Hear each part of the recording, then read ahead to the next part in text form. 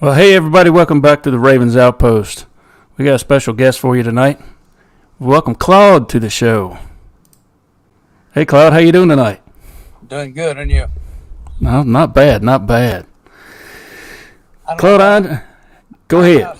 how I don't know how special I am, but here I am. I understand you've got some special encounters of your own dealing with Sasquatch and a lot of other things, Yep. according to the paranormal. Um, can you tell us anything about that? Where do you want to Uh, start? well, quite a few people have already heard some of this, but I'll start at the beginning if you like, which That's fine. early childhood. Uh, I was always subject to what everybody else felt and thought everybody else was. Uh, if my mother was crying, I was crying. Oddly enough, if I went to funerals, even with my grandparents and things, I mean, I wasn't one of these to sit and just boo-hoo endlessly like some of them did. I mean, I felt grief, I felt pain, but it wasn't overwhelming with me. It never has been. It probably never will be. I think at an early age, I had a different understanding of death or whatever. I don't know. Oh, anyway, when I was about 16 years old, I read an article by the Rosicrucians that says thoughts have wings. And it said if you stare at the back of somebody's head that you know and call their name, they will turn around and look at you. Well, I'm in math class, fresh to this school, didn't know anybody there. And a girl sitting in front of the class, I knew her name, and I called her name three times. And she turned around and looked in my direction. Well, I looked off and, pretended like it wasn't me. I was doing something else. Well, she looked back towards the front of the class. I did it again. She looked back in my direction a second time. And the third time I did it, she looked right at me. She knew it was me. And as we're walking out of class, she stopped me. She said, I don't know what you're doing, but don't do it again. And I said, okay. Missed a wonderful opportunity to explore what was going on and ask her, what did you hear? What did you, I ducked and went the other way. Never did find out. Right. Uh, I had an experience when I was a small child. I was sleeping or trying to go to sleep, and there was a jacket on the back of a chair between me and a window with moonlight outside. I could see the jacket in the moonlight. And as I'm laying there, the collar turned in my direction. The open collar, it was turned up on the instead of laying down, standing up. And I literally saw this coat turn around in my direction. I went under the cover for the night. I never came back out again. Yeah. No doubt, no doubt. So all kinds of weird things happened to me like that growing up. Uh, when I was in high school, I was hunting with my father on a 23,000 acre lease near Morganza, Louisiana, right on the banks of the Mississippi River. And one night we're at the camp for the weekend, and the older guys are in there drinking beer and playing cards, and myself and one of my friends about my age, about 16, 17 years old, decided to go walking to another camp where his father was playing cards, about 5 miles away through the woods down a gravel road. So we struck out walking. It was a moonlit night. Neither one of us had a gun or a flashlight. I had a hunting knife with me.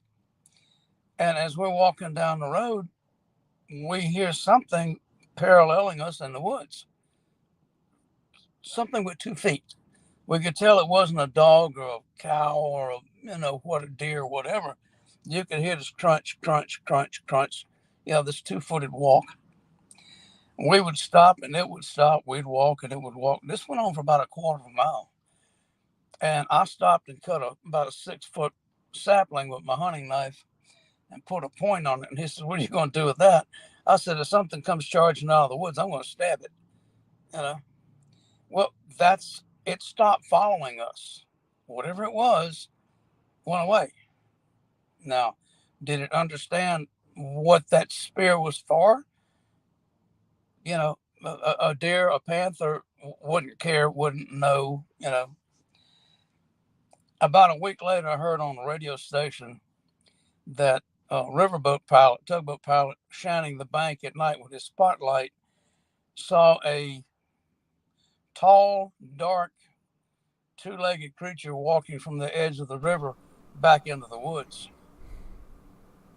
Didn't say Sasquatch, just described what he saw. And this was within a couple of miles of where we hunted. That's all the confirmation I needed. I knew what it was then. Unfortunately, didn't have the wherewithal or the freedom to go searching for them. Within a couple of years, I was married, raising a family, starting to. Ended up with a divorce, which gave me a lot of free time. And I started studying psychic awareness at the age of about 23. And learned all kinds of stuff. Learned that, for one thing, it's natural. Everybody can do it. It's not just a chosen few. There's only a few people that actually develop this and work with it. Okay. I was fortunate that I met a group of people. Well, there was actually worldwide. There wasn't just a small group of them. There was a small group in Baton Rouge. And I went once a week to this 2-hour study group. And it was 8 weeks long. Got out of that one. It was a 13-week group study course. I went to retreats, weekend courses and things for the next 3 or 4 years, and really developed this to a keen degree. And got to where I was not amazed with anything that happened, day-to-day life or on this planet. There were no more surprises except Sasquatch. And I knew I couldn't make it to California to investigate over there. Didn't know they were down here, and kind of gave it up for most of my life. And in 2018, I traveled the country all the way to Alaska and back, and passed by a lot of places out in California and Washington and Bigfoot museums and things. When I got back down here with little or nothing left to do, didn't have enough money to go travel for a while. So I started looking for something to occupy my time, and started looking into Sasquatch in Louisiana. Found a lot of reports that they had been sighted in central Louisiana. There's also the Honey Island Swamp Monster, the Falk, the Legend of Boggy Creek from Falk, Arkansas. So this entire area has a history of Sasquatch that I never knew about. I went to this hunter's camp, primitive campground, with the direction of my angels that I learned to work with when I was studying with that group. Everybody has angels that they can talk to. It's part of the process of us coming to planet Earth. We come here to learn, to grow, to evolve, and they are here to assist us, just as information. They feed information to you about things you want to do. If you make up your mind you want to do something, they will go ahead of you and set up opportunities for you. So once you make a commitment, that you've got their backing, they're there to help you do what you want to do. So I learned to communicate with them and ask them questions. And I asked them, where do I need to go in Louisiana? And they headed me up towards Alexandria. And I started picking through the brochures for the national forest up here, the campsites, campgrounds, and the different ranger districts. And they pointed me to not only a campground, but a couple of dead end roads that I could go walk and research. And within, I'd say, a month of getting here, I found tracks, large tracks, that I was sure wasn't anything else. I don't know of any creature that has a 16 inch long foot, other than Sasquatch. And in my explorings, I was headed across the creek bottom and up the other side into a thicket. And walking up this hill, I hear this very mature female voice say, "Don't come in here." I heard it mentally. I didn't hear it out loud. And I said, "What?" And she said, "Don't come in here." It was like, if you do, you're going to regret it. She never said that, but that was the intent that I got. So I made a left turn. I avoided the area and went back to my van. Had already had a sighting a couple of months before that of a 7-foot tall, coal black creature with 4 to 6 inch long hair hanging down under its arms when it walked, and got to watch it make 3 steps across the end of the road. Nothing to block my vision. It wasn't, "Oh, what is that?" I think it was obvious. It's like watching somebody walk down the sidewalk, but I knew that this creature was taller than 6 feet tall by the length of time it took it to make a step. And I studied it. I had a camera hanging on my backpack. Had just turned it off. Had been looking at a pond, zoomed out, looking for tracks of whatever. Had turned the camera off, let it hang on my backpack, and it takes at least 5 seconds for it, once you hit the power button, for it to come on and be ready to take a picture. And I knew I didn't have time to turn it on because this creature was moving quickly enough. I only got to watch it take 3 steps, which is about 3 seconds, and it was gone into the woods. But I made a video recording in my head. I can tell you every detail of that creature, everything I saw, the way it moved, the way it was looking at the ground as it walked, which was curious to me. It was bent over, although its back was absolutely arrow straight from its shoulders to its butt. There was no curve in its back, no sway back, none of that. When it walked, it picked its feet up, heel first, just like we do.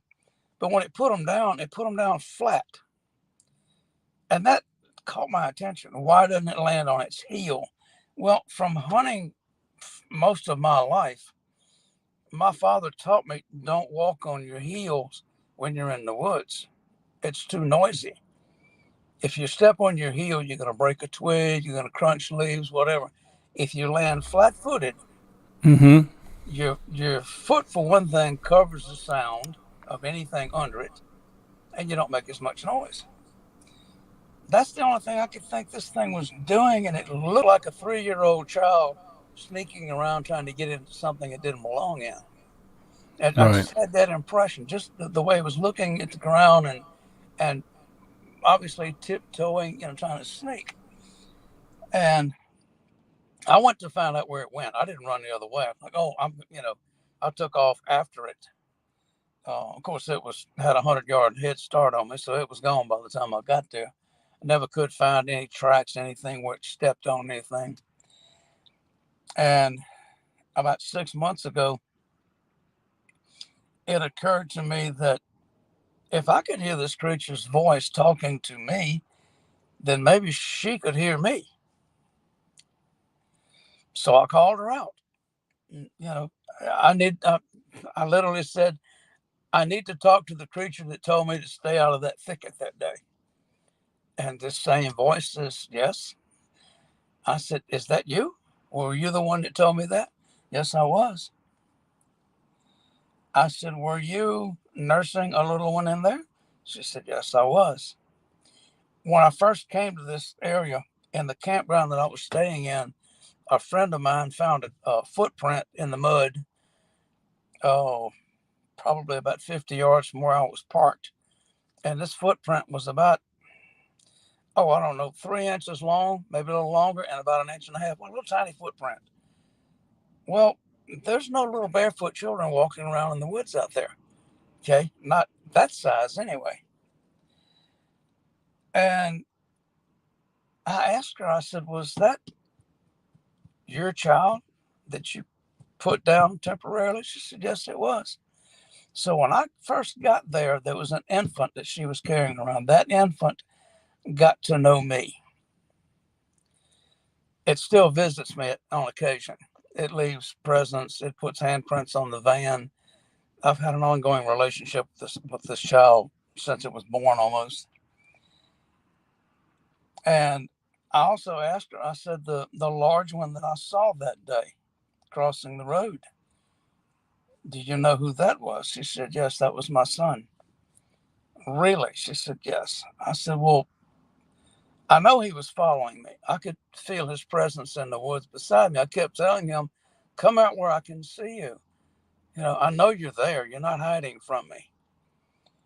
And she said, yeah, he was in training as a watcher to watch over the woods, to see who comes and goes. And oh, you caught him. You weren't supposed to. I said, well, he looked like he was sneaking. She says, he was. He was trying to tiptoe by you. He thought you were looking back at that pond and that you wouldn't see him. He didn't expect you to turn around and look at him. I said, okay. So the conversations kept going. I've been talked to her for almost 6 months off and on, asking her questions about their lifestyle, where they're from, everything about them, until her mate got upset with her talking to me and made her stop. It seems as though he had bad encounters with humans years ago. Does not trust us for any reason, will not talk to me until I all but forced him to talk to me one day. And he told me what was going on. He said, I don't want my people talking to you. You're dangerous. All humans are dangerous. They can't be trusted. Like, okay, I understand. But before she stopped talking to me completely, she introduced me to an elder in another area that I talk to now. So it's ongoing. Uh, it's been interesting. Just, like I say, mental telepathy, or what everybody calls the woo, which is really irritating to hear. Um, Hey, it's become really derogatory that yeah, had that, you know. I've always called it mental telepathy. That's what it is. You Yeah, know, that's what I call it too. You know, or mind speak is that's kind of like a 3-year-old. That okay, literally, yeah, yeah. I yeah. mean, we're checking that box off right there because Okay, that's how I look at it. Because we're not going there. yeah, that right there is something that kind of I don't know why it's like the term Bigfoot. Bigfoot just I don't know grates Yeah. my nerve. Well, they don't like being called Bigfoot. I'd rather I, call them the Sabe or Sasquatch Sasquatch. Yeah. And I asked her or about that. Junakwa. I said, we call you Sasquatch or Bigfoot. She said, we don't like that word. Sasquatch is just no Bigfoot because it's derogatory. It's pointing out something obvious about our physical nature. And she said, and I quote, what if we called you a teeny weeny? I said, okay, made your point. Indeed. You know, made your point. I agree. So I said, what would you like to be called? She said, Sasquatch is okay, but I said, what do you call yourselves? She said, we call ourselves the people. That is, and everybody that I've talked to or heard from that has had communications with Sasquatch has gotten the same answer. We are the people. That's what we call ourselves. So, uh, Native Americans in a lot of cases, you know, we're all the people. They had, different, of course, each tongue had a different way of saying it, but it means the same thing. Uh, her,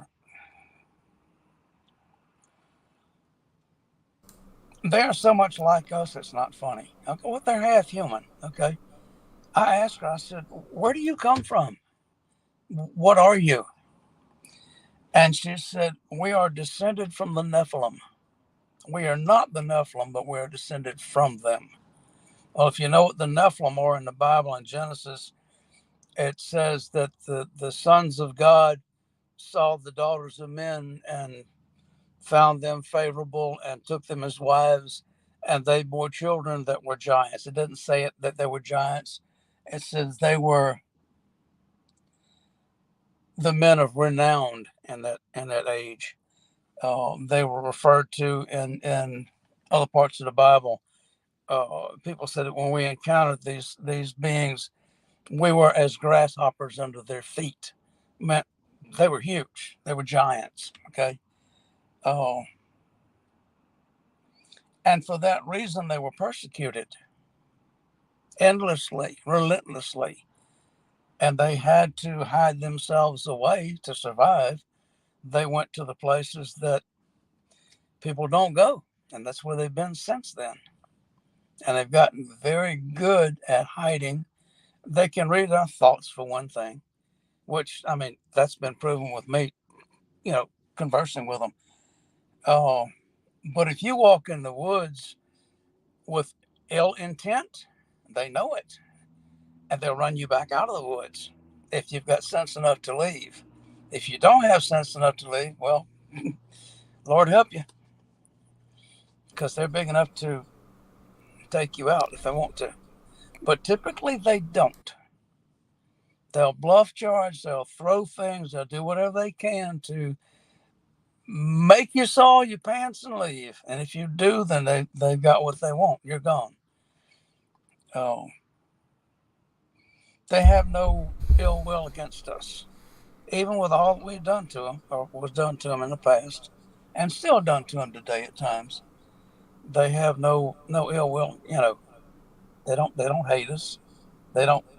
They want to be left alone is what they want. Right. You know, they want peace. That's all that I asked her. I said, "What do you need from us?" And she said, "Peace." That was it. We don't want anything, any material goods that you have, because we know what it takes to get those things, and it corrupts your natural, your nature, your true nature. That competition for going out and getting and achieving and growing and building. And look at the condition your society's in. Your society.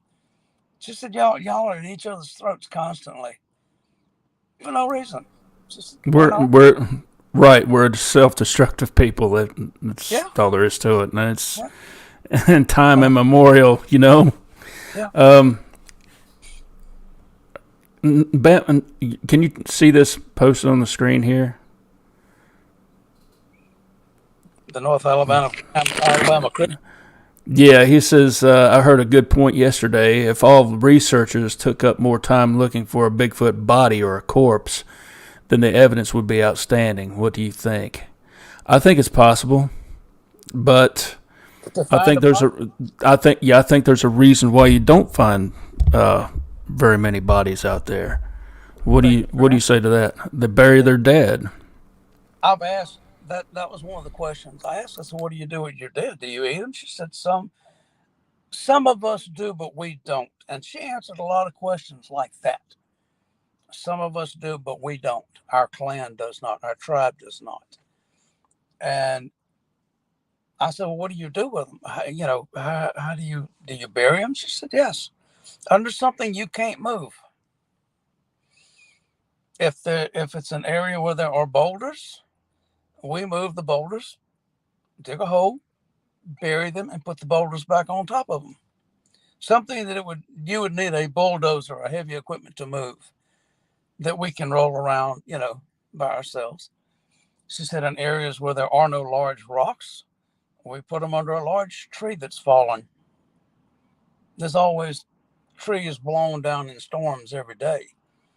And she said, "We'll move a tree just long enough to put a body under, put the tree back, because nobody's going to go move that tree, especially if it's way back in the woods somewhere where you have got to get heavy equipment to it, and it would be too tedious to get heavy equipment to it. So it stays there." Oh, but she said, "Yeah, we bury ours." And she said, "Don't worry, you won't find them. Don't even try." Okay, you know. Oh, whether they have ceremonies or not, we didn't go into, but I'm sure in some way, I don't think they have mass gatherings. Right. heard somebody saying that uh, they had witnessed this, and typically there are three that will bury a body, sometimes four, but typically three of the Sasquatch will be there to bury one, immediate family members or whatever, And I heard an interesting story the other day. It had to do with this Sasquatch researcher investigator that claimed that he saw two Sasquatch burying another one, and they went after they put them in the ground. They rolled a couple of big rocks over top of the body. Yeah. And I tell you who this researcher was. Roger Patterson. Yeah. Roger Patterson claimed that. I had run across that same story in the last couple of days, and I forget where it was. But yeah, it was Roger Patterson that said that. Oh, in fact, he was the one that said that normally three in a group would bury one. Sometimes four, but usually three. Right. Yeah, they have the same sensibilities that we do, the same emotions that we do. The only difference is they live in the woods, and they're half angel, DNA wise. That's the all the DNA that they've ever done, DNA research that they've done. The mitochondrial DNA is human female. The nuclear DNA, which is the male DNA, is unknown primate. And that makes perfect sense to me because I don't think they've ever gathered angel DNA in any kind of research. It's not in the genome. Seems logical.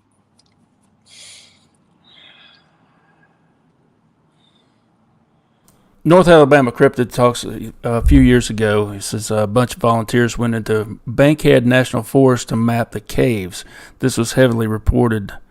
Then everything went silent. I actually have some film footage just the other day. I made a video. I was out and I heard wood knocks. I got the audio of that recorded. Strangest wood knocks I've ever heard. It was really rapid, almost like a woodpecker, but not quite. It had almost the same type of cadence, but not quite. But there was a couple instances where everything just got real quiet, and you could hear it in the audio. No birds, no insects, nothing. Christopher Noel reports the same thing. In his area, I think he's in Vermont or Delaware, somewhere up there. He actually has recordings of that. They almost sound like they're drumming. Da, da, da, da, da, da, da, da, da, da, Yeah. And he would answer them and they would do it again. It's not the typical knocking that you would expect. Not the whack. Wow, Right. A rapid tapping. So, are they trying to imitate something that they've heard? I don't know. I play rock and roll music for them every once in a while just so they can get a taste of it. Now, a friend of mine, Keith Crabtree, says they like Creedence. He said, you play some CCR, you're going to have them all over you. They love that. I said, okay, I'll keep that in mind. That's wild. Yeah. Well, then we'll get along just fine because I like a little CCR every now and then. Oh, yeah. Oh. And I've got a homemade didgeridoo that I play for them, and they enjoy it. The female that I talked to for a long time loved to hear that. So when I got to the campground and I was by myself, because I don't do this in front of anybody, I don't play it. I play with it. Okay. Right. So if they hear me playing that, they know I'm by myself, and that's when they'll come around at night. When after they hear that didgeridoo just before dark, they'll come out. The little one comes around sometimes around midnight, tapping on the windows, tapping on the van, just to let me know she's there and see if she can get me up.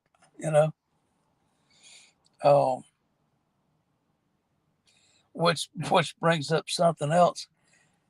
I asked her one time, I said, why do y'all throw rocks at people?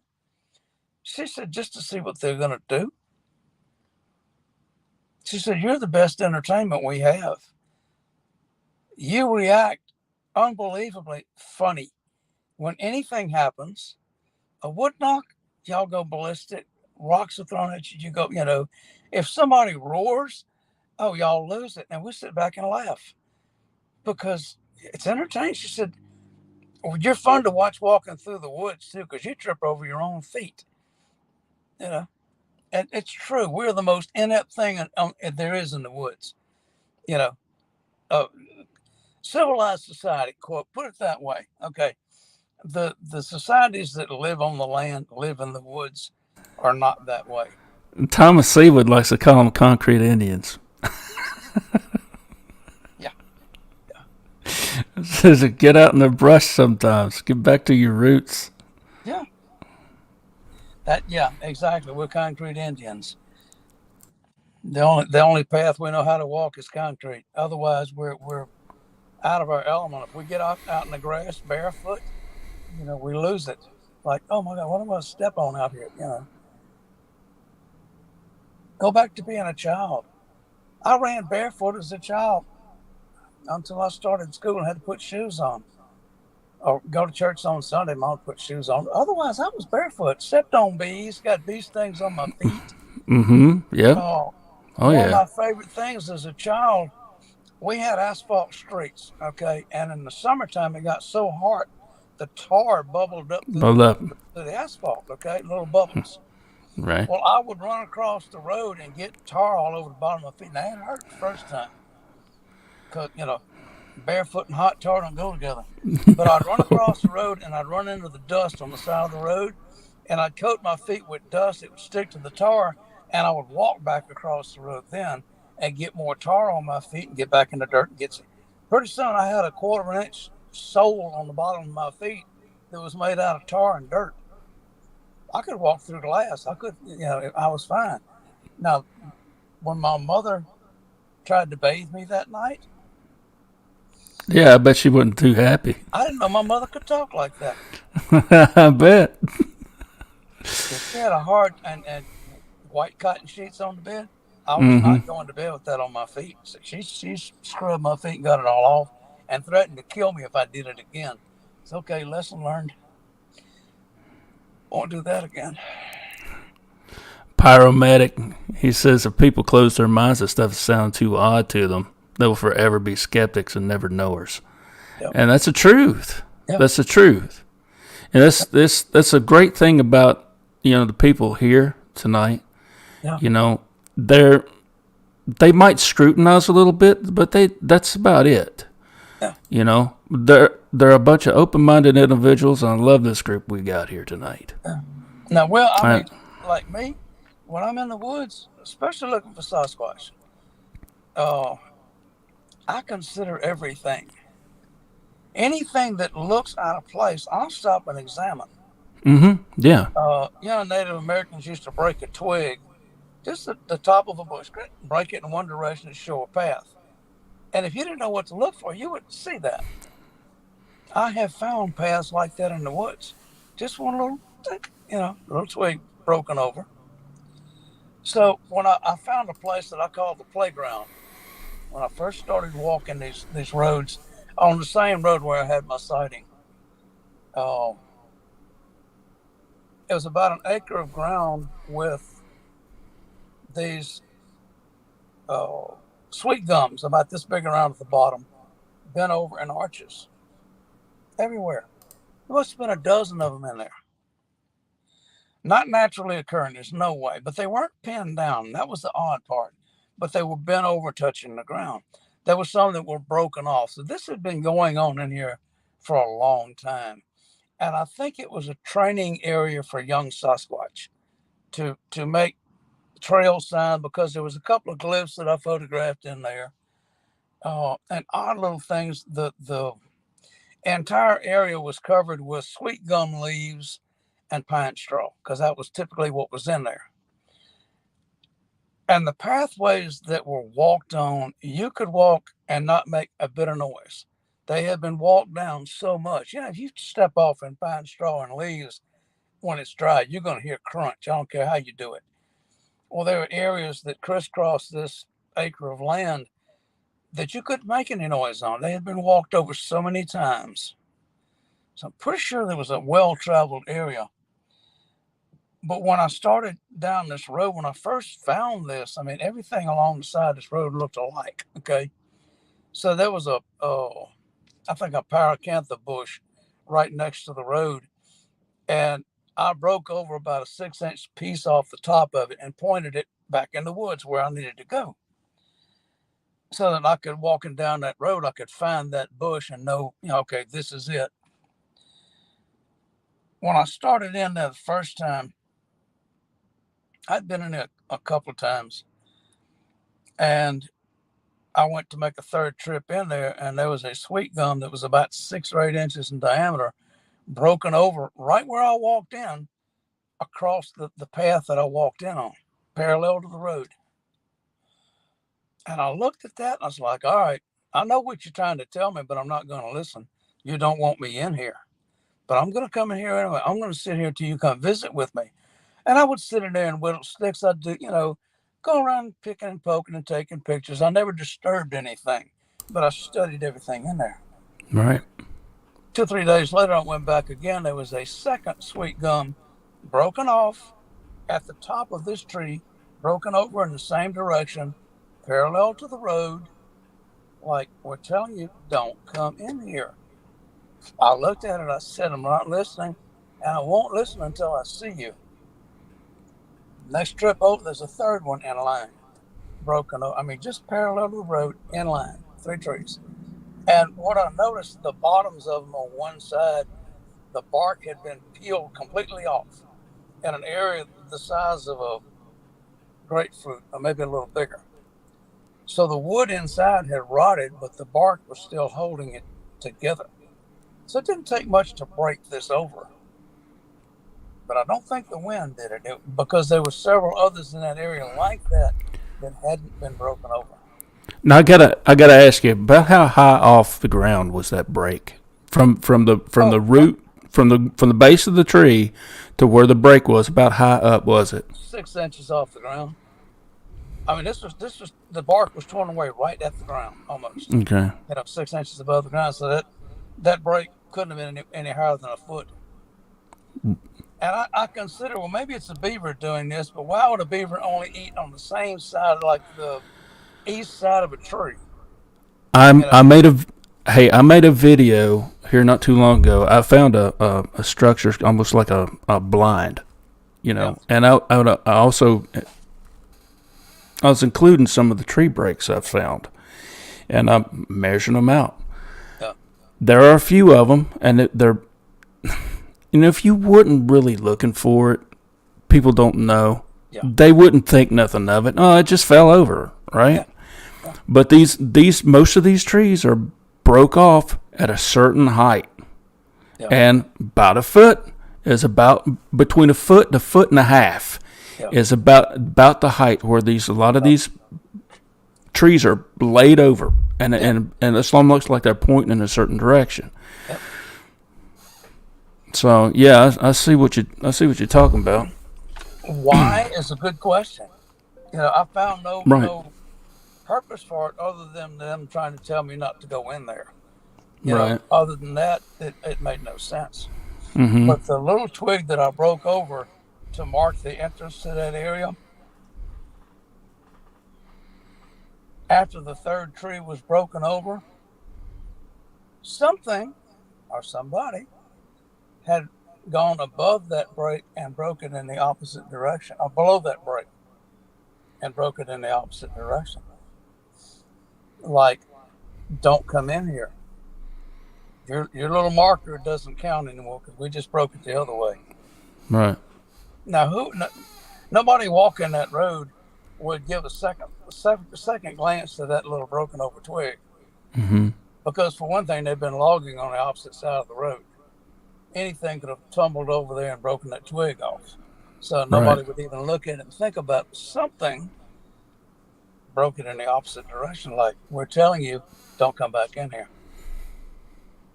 And I didn't go back. Never been back since. Oh, left gifts in there, peanut butter, oh, an apple, quarters, anything I thought they might pick up and get interested in. Never touched any of it. Peanut That's butter some, jar hung there for a month. Nothing ever yeah, touched it. that's something I've never done. That's Yeah. something I've never done. I've habituated sites with my scent alone. Yeah. You know, and get into an area, and I if I'm quiet, I'm just enjoying nature.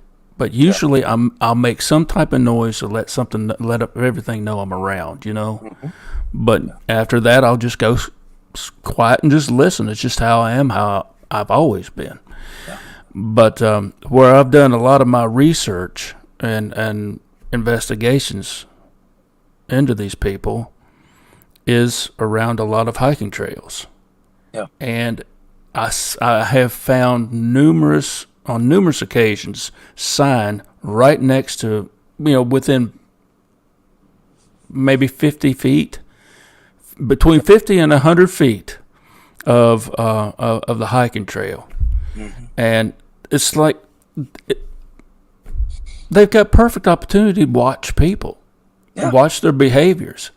And these people, they're on these trails, they're riding horses, they're riding bikes, or walking or jogging, and a lot of them have Walkmans in, where they have their earbuds in, they're listening to their MP3 player, right? And they're not paying a nary bit of attention to what's going on around them. There's been so many hikers or joggers attacked by big cats that they had no idea they were even around them. Got the earbuds in and jogging down the trail and end up being perfect prey for a big cat because they're running to start with. They're oblivious to the world around them. So, yeah. Oh. Like you were saying, you always made a noise to let them know you were there. Whenever I went to walk off the main road or away from my van, the first thing I did was let out a whoop. Whoop. One time. That was it. I made a habit of it. When I started my walk and when I ended it, when I got back to the van, I did it again. Just to let them know I'm coming in your territory and now I'm leaving. It gave them an opportunity, if they wanted to come watch me, to come follow me, to see what I was doing. And I set up that kind of relationship. I would walk as I walked down these trails. I walk logging roads mostly. Some of them 2.5 miles long, some of them 1.5 miles. But I would talk the whole time I was walking. Good morning. I came to see you. They'll come out and visit with me for a little bit. I'm not going to hurt you, and I'm not going to run from you. I have no weapons on me. I'm not dangerous. Come on out, And I would talk like that the whole time I walked. And about the third time I was walking down this one road, the tree line was probably 40 feet away from either side of this logging road. There was a ditch between them, So it was cleared back to that tree line. And in one spot, there was a bush that was probably 15 feet away from the edge of the road. Large bush, And as I'm walking, when I passed that bush, I heard this mumbling. I stopped. I mean, it was loud. And I said, I heard that. Do it again. I didn't hear anything. I said, oh, well. And I turned to walk off, and I heard this huff. Huff. Okay. I turned around and said, well, huff to you too. And I didn't hear anything else, so I kept walking. Okay. Now, was it Sasquatch? Could have been. Could have been a bear. Iron Dogger says they make peculiar noises at times. They'll make a huffing sound. They will. They'll blah, blah, blah, blah, blah, So I had been told that there was a black bear in that area by a forest ranger. because I stopped him one day when I'm walking down this road. He was coming out the gate, whatever. It was gated off. And I said, "Do you mind if I walk this road?" He said, "We don't care. We just don't want vehicle traffic down there." Okay. I said, what's the game like around here? You know, deer, rabbits, squirrels, fox, armadillo. Yeah, yeah. Oh, occasional bobcat. He said there is a young bear, male bear that hangs out on this road. So kind of keep an eye out for him. I said, okay. I said, Sasquatch? He said, no, I don't think so. Well, that's where I found my first footprint was on that road. Mm-hmm.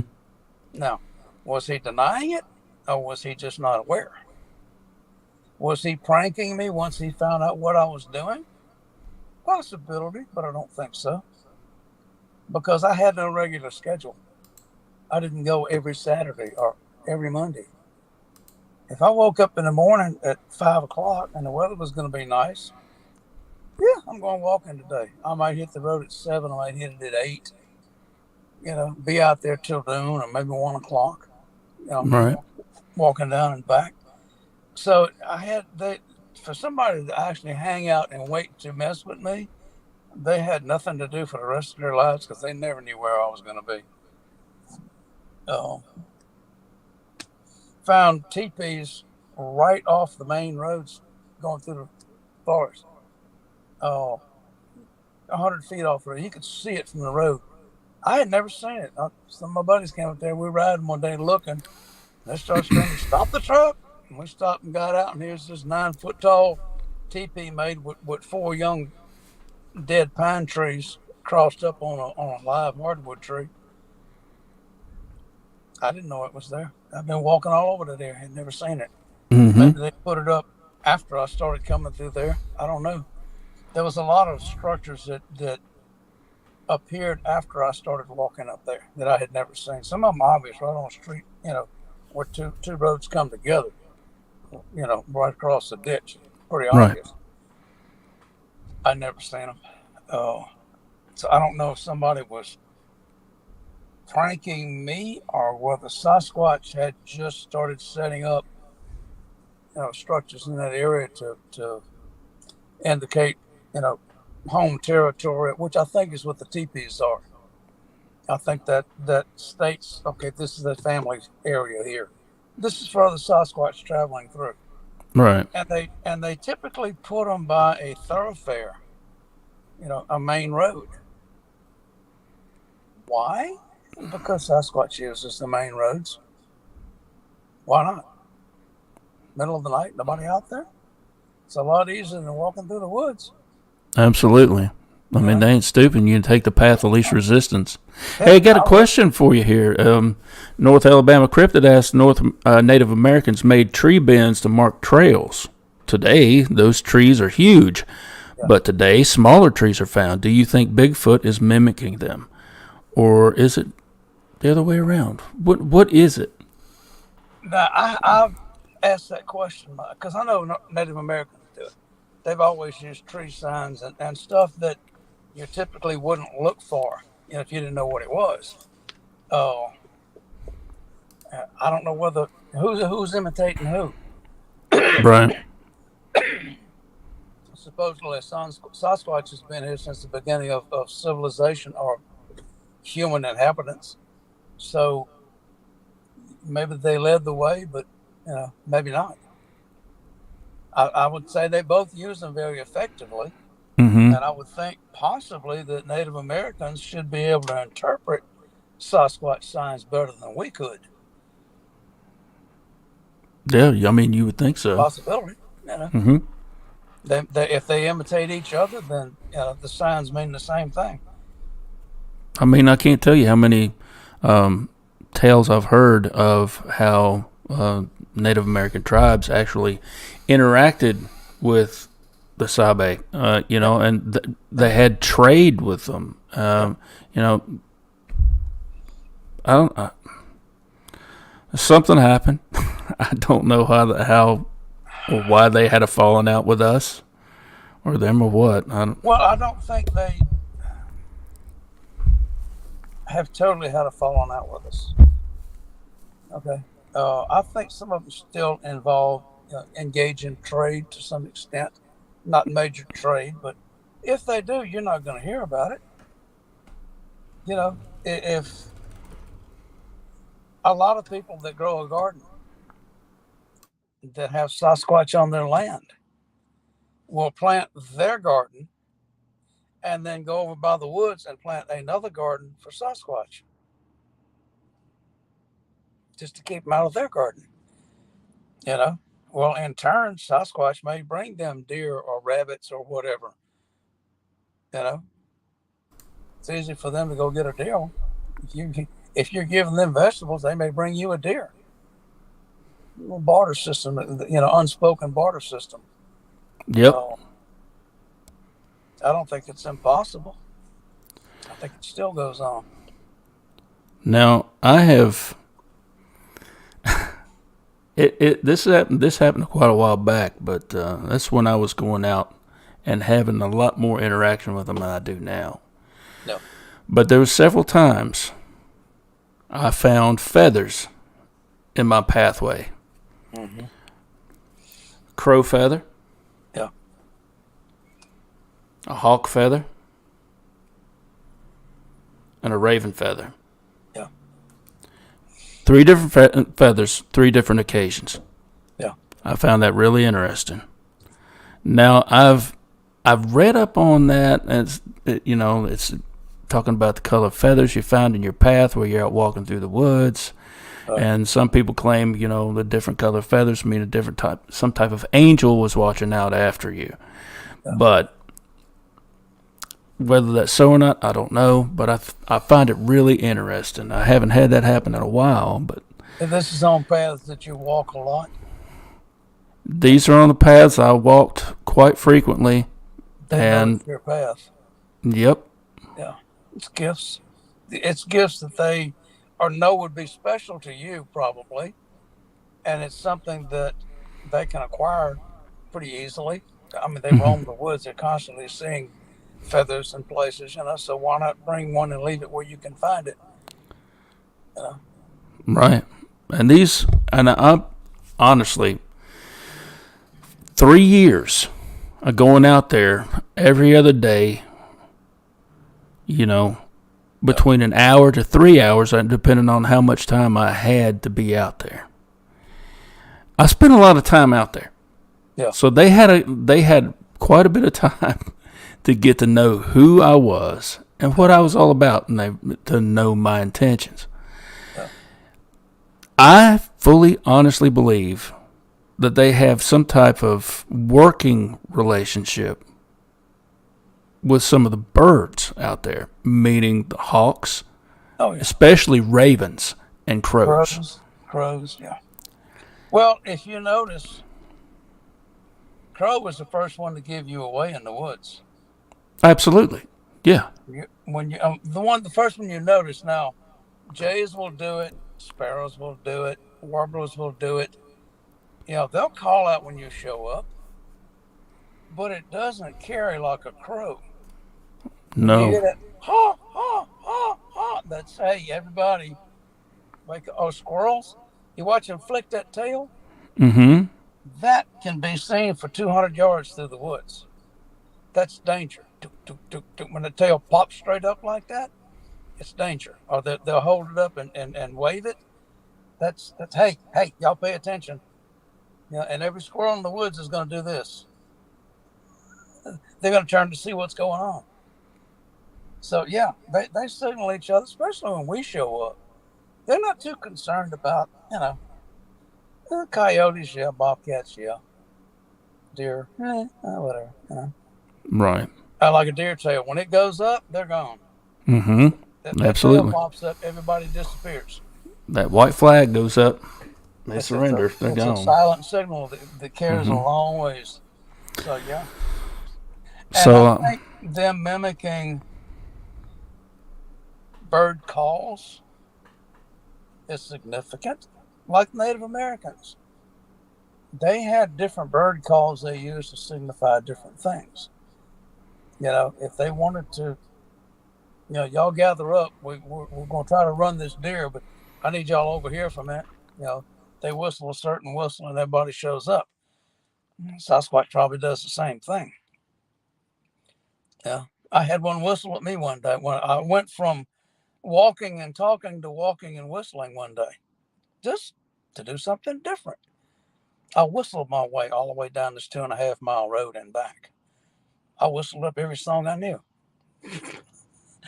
But about 50 yards before I got to the van, off to my left, just as clear, just like you whistling to get somebody's attention. And I stopped and looked back, and I stood there and studied the woods where that sound came from for about 10 minutes. I never saw anything move. Nothing. Like, okay, I heard you. I know that was you. Only time I ever got whistled at. I had owl calls. Very bad owl calls. I call barred owls. It's not difficult. I've done it all my life. My daddy taught me when I was 10 years old how to call an owl, how to imitate birds. Okay, I can call a barred owl easily. When I first pulled up in this camp area that I did my research in, I sat in the van for a week and a half and watched the woods. I had a 300-yard view through some parts of these cleared woods, 200, 300 yards. And I would just sit and watch for anything to move. Never saw anything, not a bird, not a squirrel, not a rabbit. Occasionally I would see a deer. So I'd let out an owl call. Woo, woo, woo, woo, woo, woo. And I'd listen, I'd wait. Wouldn't hear anything. I'd do it again. Next day, I'd do it again. Next day, I'd do it again. Never heard one, except one day, and this was in the first part of March, which was significant because that's turkey season, or April, first part of April. Anyway, but what I heard was, woo, woo, woo, woo. Like, what? Mm-hmm. Okay, owls are on drugs because he ain't hanging real well, you know. Yeah. And I heard him one time. I answered it, and it never did it again. This is about the same time that female was bringing that baby around. When I first got there, okay. Sasquatch? I don't. Do they do that? I don't know. Well, about a year later, I'm in another area where I crossed the creek and I heard the voice. I'm sitting up on a ridge, and instead of walking myself to death like I normally did, I headed out to a high spot on the ridge where I could see 180 degrees. The creek made a curve around this ridge, and I could see 180 degrees downhill, clear open woods, no brush in the way. I'm just going to sit here and watch like I do when I deer hunt. Sit down, get quiet, and watch. And I got a stick, picked up a stick to whittle on so I wouldn't be moving around too much, keep my attention down. And every once in a while, I'd raise my head and I'd look around. At about 9 o'clock that morning, I heard, woo, woo, woo. Oh, Jesus. Here we go again. I answered it. Never heard anything. Answered it again. Still never heard anything. I text one of my buddies that turkey hunted, and I said, if you do an owl call early in the morning, will a turkey answer you? He said, oh, yeah. At daylight? Yeah. He said, after that, you need to use a crow call. Okay. Well, the only thing I could put together was possibly, because this was spring of the year, turkey season, or just before turkey season, I'm thinking whoever this is scouting for turkeys. And they're using that owl call to get an answer to figure out where the turkeys are. Mm-hmm. So I didn't go down there. I'm not going to mess up somebody's hunt. If they scout, I'm not going to get in there and mess them up. But then I got to thinking later, what if that was Sasquatch? She saw me sitting up there watching that bottom. And she did that same owl call that I had heard 2.5 miles away. Was it her? Never know. Didn't go look. But it was downhill, in that bottom where I couldn't see her. Who knows? I've had some unique experiences. I've had a handprint on the side of the van one night that could only have been made when it was pouring down rain, which was about 3 days before I found it. And there were fingernail marks in that handprint where the hand slid down the van and left 2 fingernail scratches in the paint. Wow. Which I don't know too many people could do that. And this was literally a 5-fingered handprint, just a little bit bigger than mine. So I think it was that little girl. I think she had followed me over there and had her hand on the side of the van trying to see in the window. And when she left, she just drug her hand down the side of the van. Wow. I had a similar handprint put on my back window when I was at the Survivor Center near Mount St. Helens in Washington State. I played my didgeridoo one night before I was in the campground at the Survivor Center, and played my didgeridoo one night before I went to bed. And 2 days later, I stopped in Boring, Oregon at Cliff Berkman's museum, and I picked up a Sasquatch sticker to put on my back glass. And when I went to put it on there, here's the same kind of handprint on my back glass that slid down after instead of putting the hand up there and taking off, it slid. Check this out. It's the didgeridoo. They come to hear me play. Oh, I enjoy the relationship I have with them now. The elder, the female Sasquatch, like I said, that I used to talk to, her mate at some time had a bad run-in with humans, and he doesn't trust humans at all, and had her stop talking to me. Her, the daughter, all of them, the entire clan, the entire family. But she introduced me to an elder before she finally went away, and I've been talking to this elder since. He is somewhere between 100 and 200 years old by his own reckoning. He said, I don't know exactly. We don't keep time. But in your time, I'm somewhere between 100 and 200 years old. Very knowledgeable on many levels, and things that she would not even address, he's given me answers to. I asked her one time, can y'all camouflage? Can y'all cloak? And she said, no. But what we can do is block what you see. In other words, in your mind, they'll block what your eyes are seeing long enough for them to step out of the way, and then they let you go. Okay.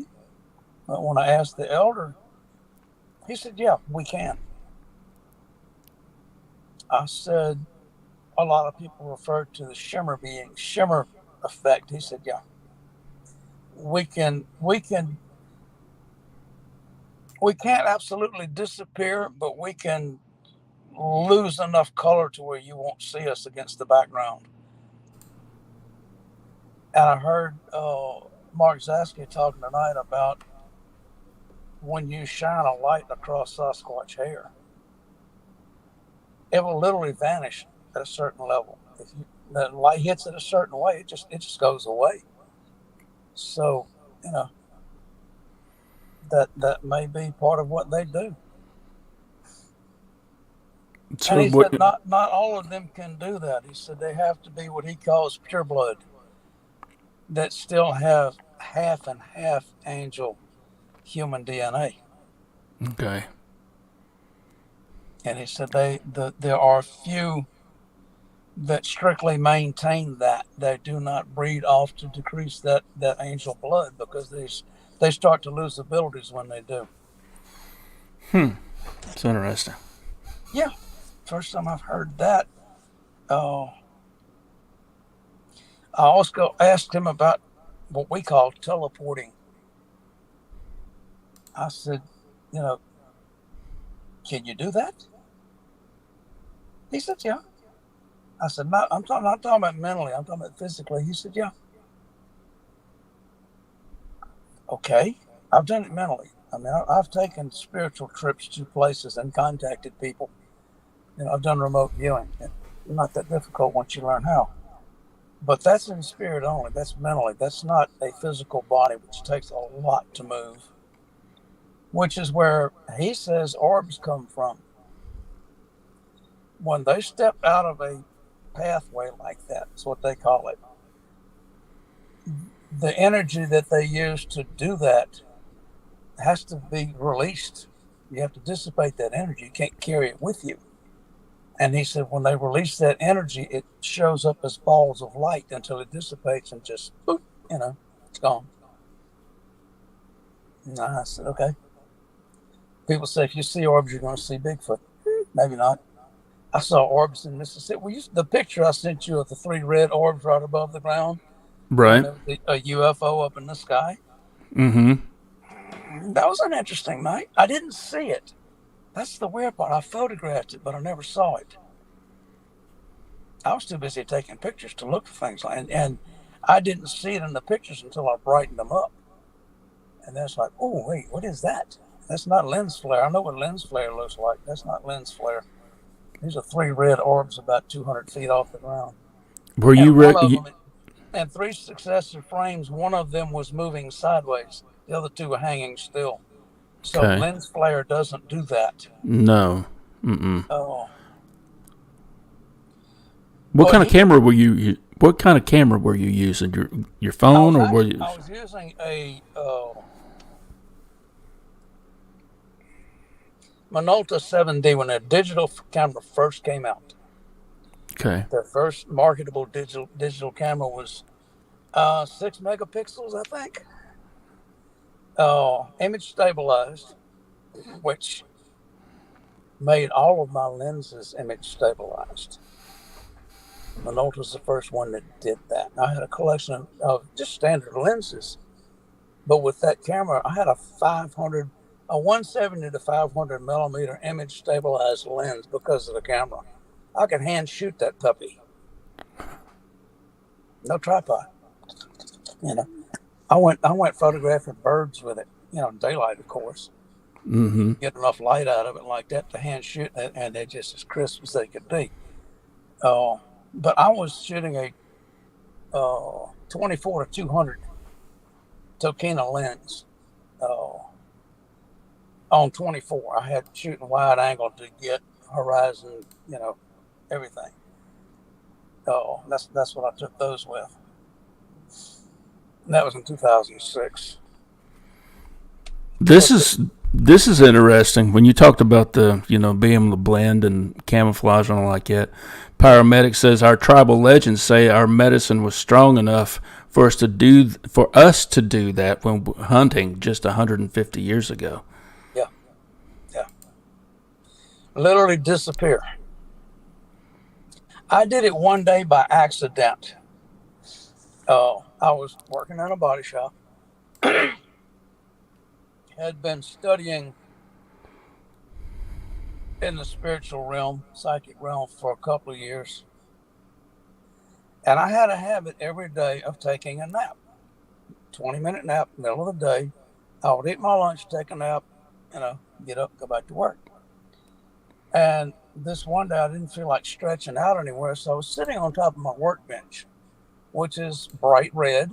I'm against a white cinder block wall, sitting right next to my toolbox in a blue uniform. I mean, it was all contrasted colors, okay? I had to stick out.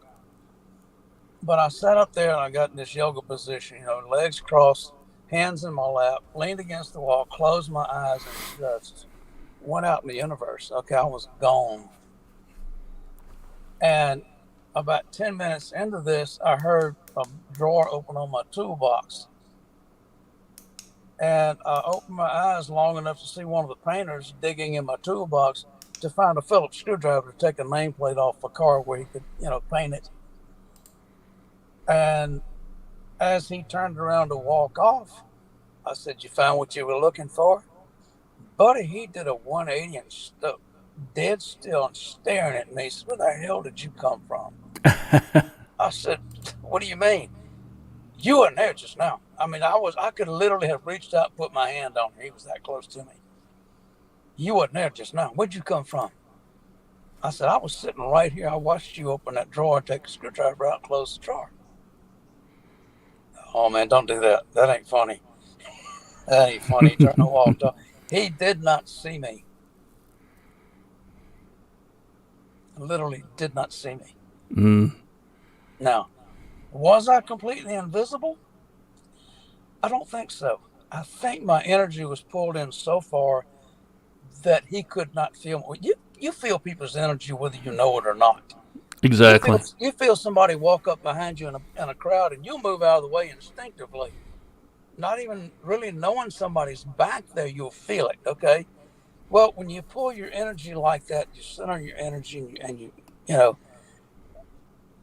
he didn't feel me when he walked up, so literally he didn't see me either. Right. So, yeah, I can see where Native Americans, anybody, ninja, were known for disappearing. Just gone.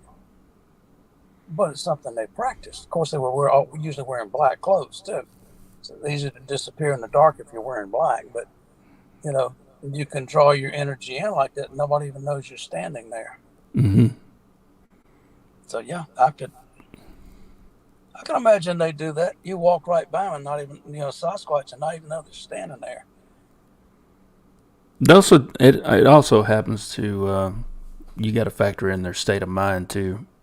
Yeah. Because I was telling my wife about this little experiment I've run on numerous occasions. It's only because it happened to me just by happenstance, being out in the woods and have a couple of bikers just roll right on by me, not even pay attention. Yeah. I was maybe 20, 30 feet away from me, off the trail in the woods. Yeah. Okay. I was still visible, Mm-hmm. so I thought. Yeah. But, they just rolled right on by me. They were so focused, boom, and they... You were not what they were looking for. No, absolutely not. And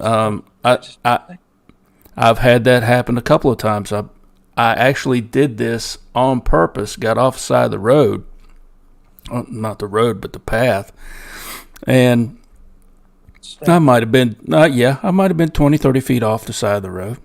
Yeah. And then they walked right on by. Never paid me nary bit of attention.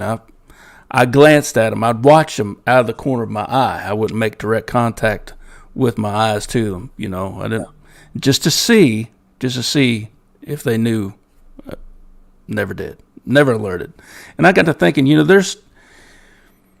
it could be so easy for a creature to be out here so in touch and so in tune with the surroundings that it could just kind of blend in. Become part of the surroundings. Absolutely. Yeah.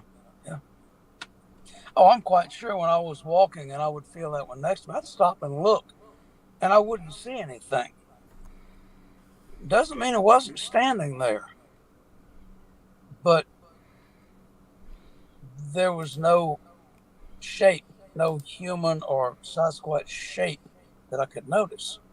Maybe I couldn't see all. It could have been just a head sticking out around a tree, or maybe it was turned sideways to me, standing still. Have you ever had a deer walk up on you and you don't know he's even there? Absolutely. Until it moves and you're like, 40 Mm-hmm. feet from you, Mm-hmm. and you never knew it had walked up in the first place. My daddy always told me, he said, look for 4 small saplings close to each other when you're looking for a deer. Mm-hmm. Yep. When you're scanning the woods and you just watching for one to show up, look for 4 small saplings standing in a group, close together, spread out, whatever. That'll be its legs. It works. Found a lot of deer like that. And listen to this right here. North Alabama Cryptid says, Ravens Outpost. I watched a Bigfoot go into a cave, and then it came back on top of the hill, and when it went on his way. I went in the cave, and no exit. The cave only went back about 100 feet to solid rock. Hmm.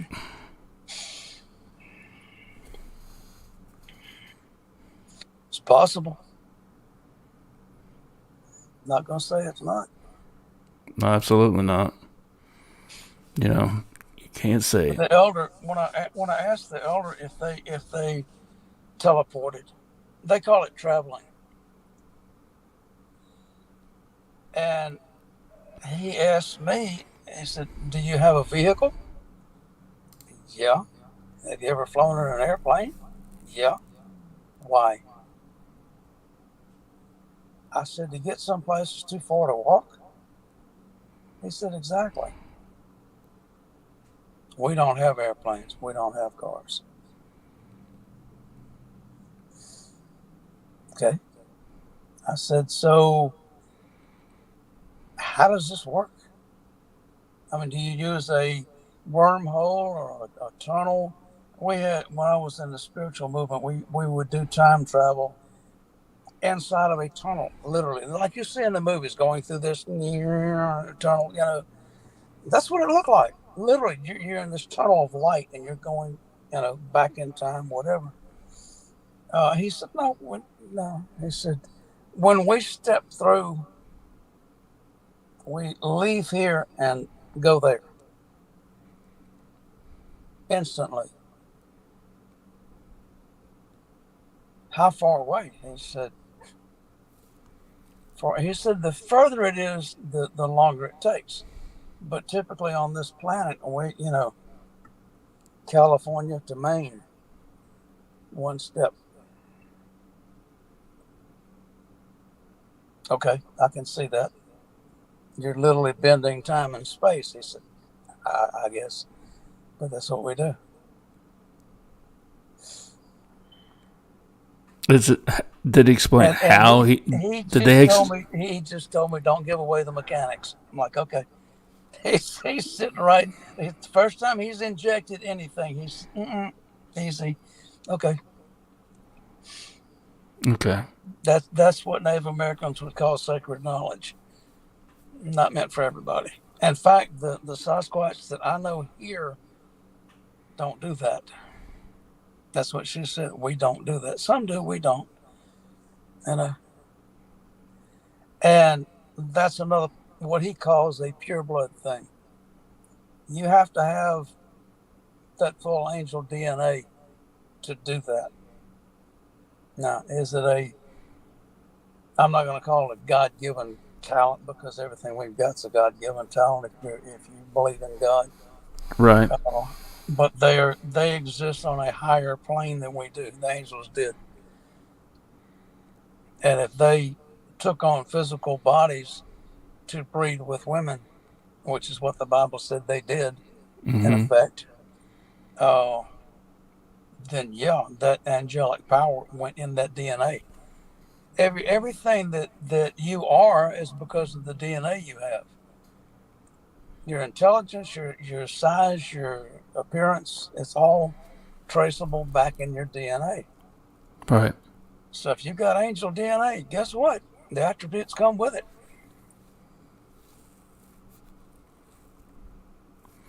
Okay. Right now we're creeping up on an hour and a half into the show. Oh, okay. Everybody, and who's in chat, if you have a question, just go ahead and put it up there in all caps. That way I can be able to, spot it real good, and let's have at it. If any of you have any questions whatsoever, all caps.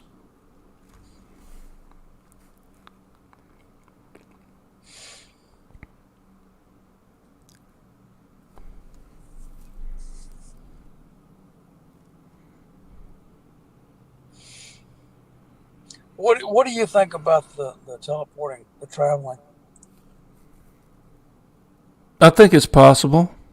I mean, I'm not discounting, and I'm not saying it's not possible. I think it's.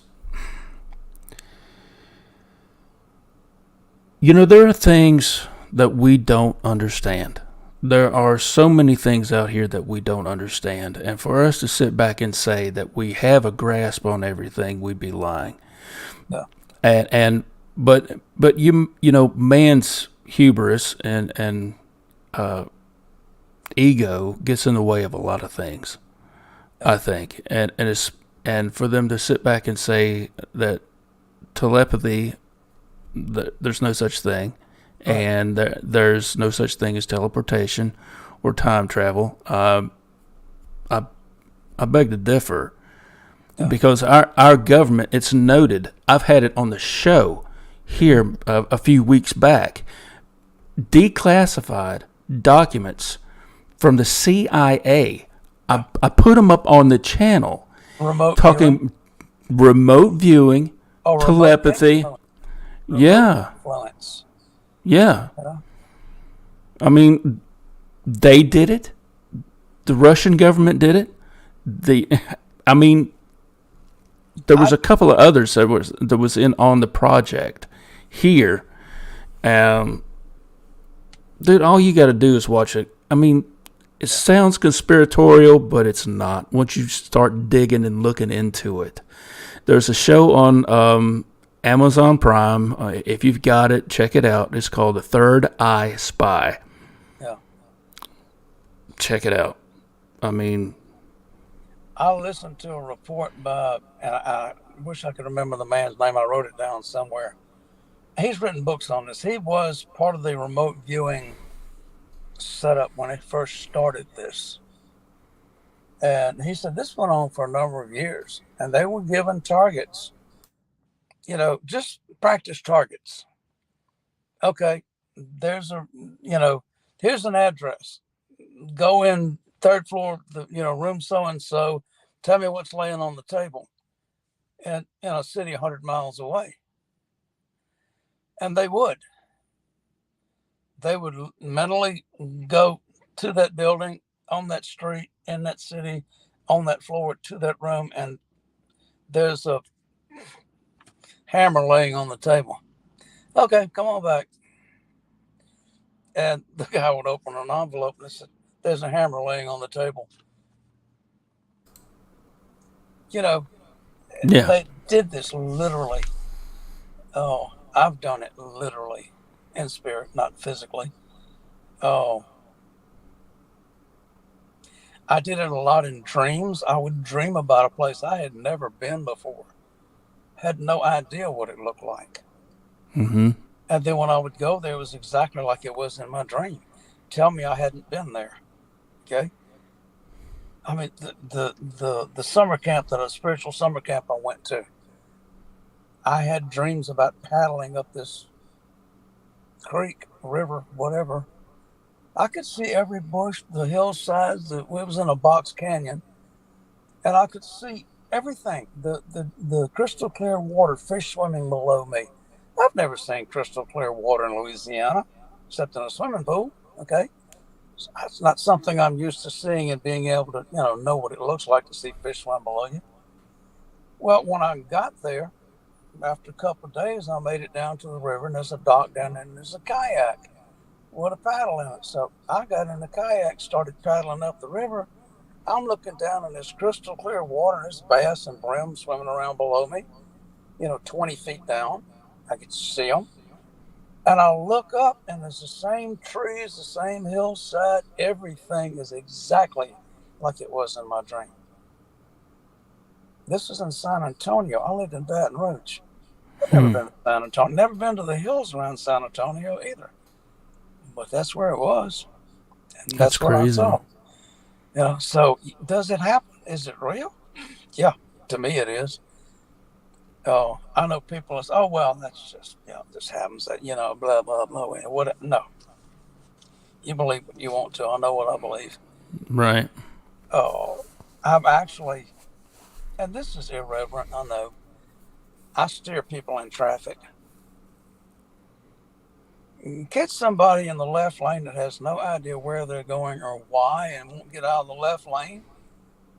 You just kind of spiritually nudge them. You need to get over. And first thing you know, they'll pull over in the right lane. You're going by them. Or catch somebody trying to get in backing into a parking space. And you can tell they're uncomfortable doing it because they're not lining up like they know what they're doing. And so I sent them a little mental message. Okay, look, steer to your left a little bit. Come on back. Come on back. All right.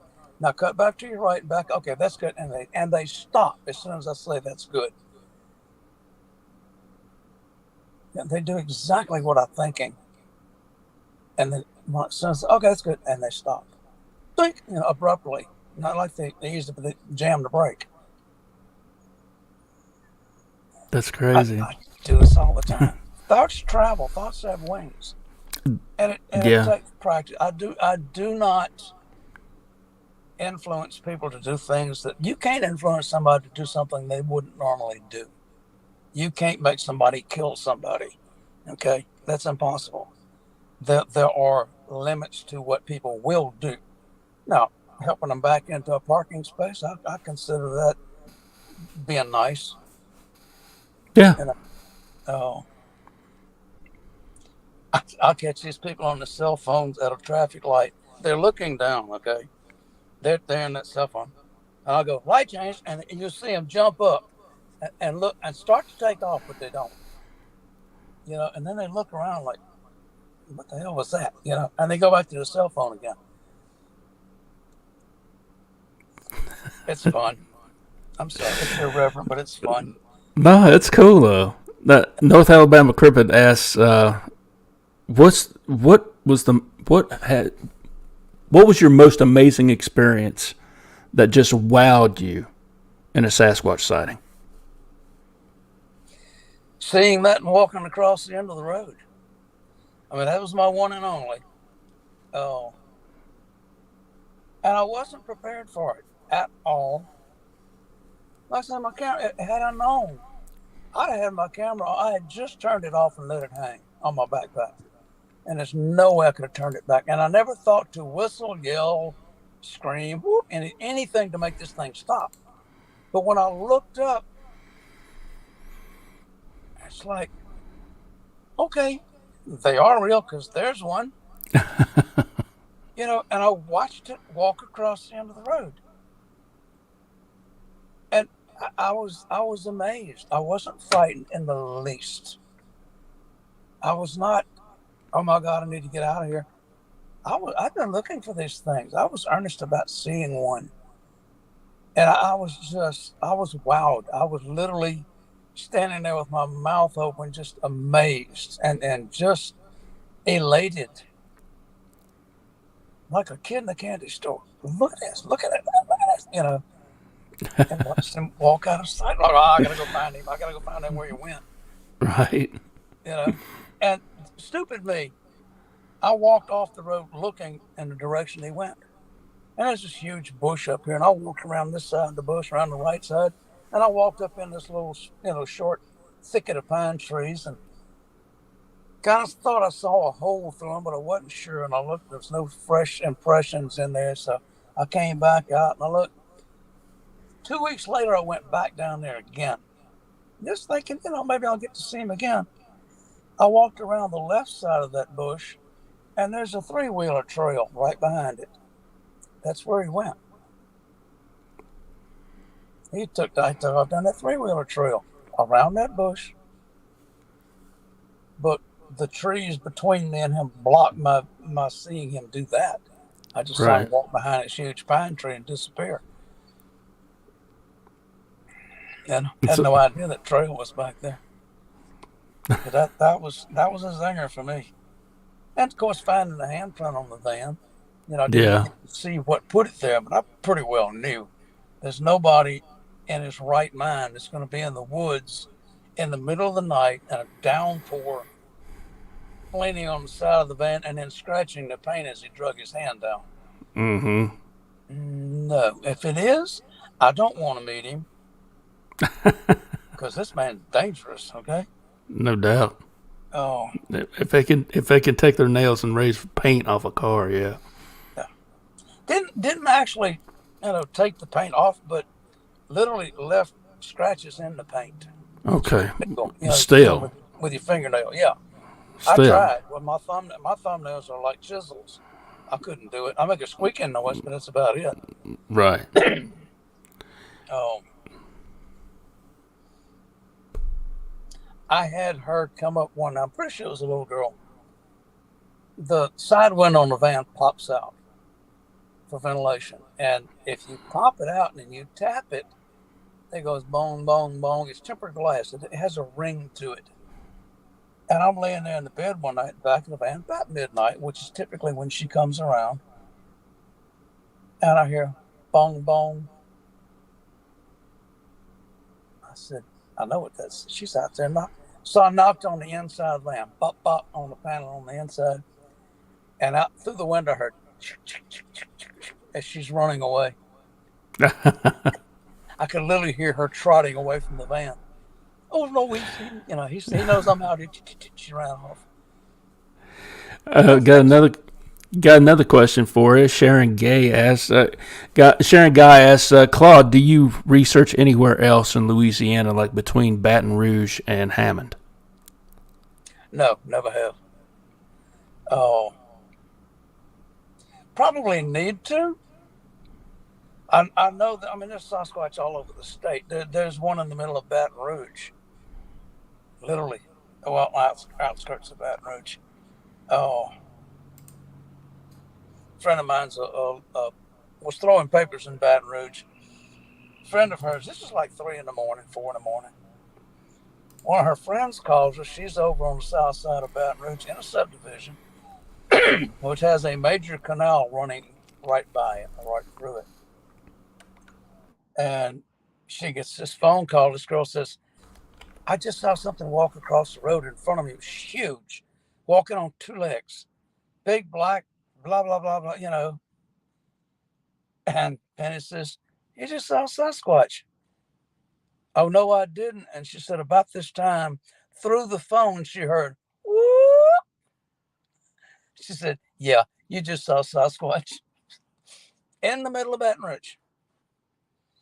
Populated area, but that drainage canal runs into another bayou down there that runs into a major river and they travel waterways. That's the only thing that never changes. Think about it. Rivers don't change. No. If it's been there for 1,000 years, it's probably still there.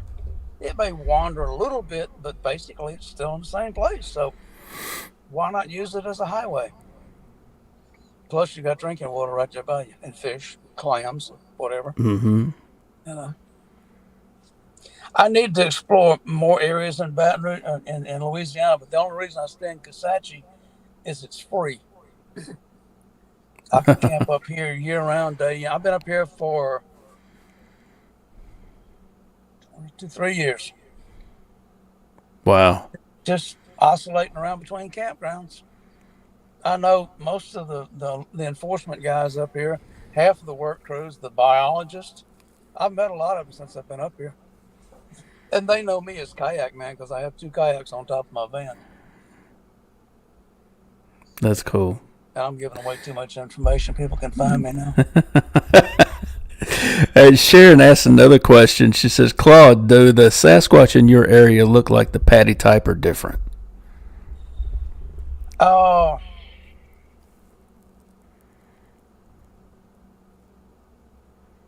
They're not as bulky. Mainly because it's warmer down here. Northern California, pretty cold, pretty snowy, this and that and the other. Down here it's warmer, so they don't need the body mass that they do in northern states. Typically what people report down here are slender built, look like basketball players. They may be 8 feet tall, but they're not, the chest isn't 4 feet thick and their shoulders aren't 4 feet wide. They just don't have the body mass or the weight. And typically their hair is not as thick either. The one that I saw did not have a heavy, shaggy coat on it. It was long, but it was not as thick as most of them are that I could see. Northern Alabama Cryptid says, Raven's Outpost, I went hunting close to my gifting spot. It's a remote area and I was alone. I fell asleep due to boredom. When I woke up, all my pockets were full of acorns and hickory nuts. Oh, that's great. Well, he'd been gifting, so, Right. Reciprocate. Yeah. Okay, I would, sorry. Papa Craig asks, I think Nana is a Sasquatch magnet. Do you believe this is possible? Yes.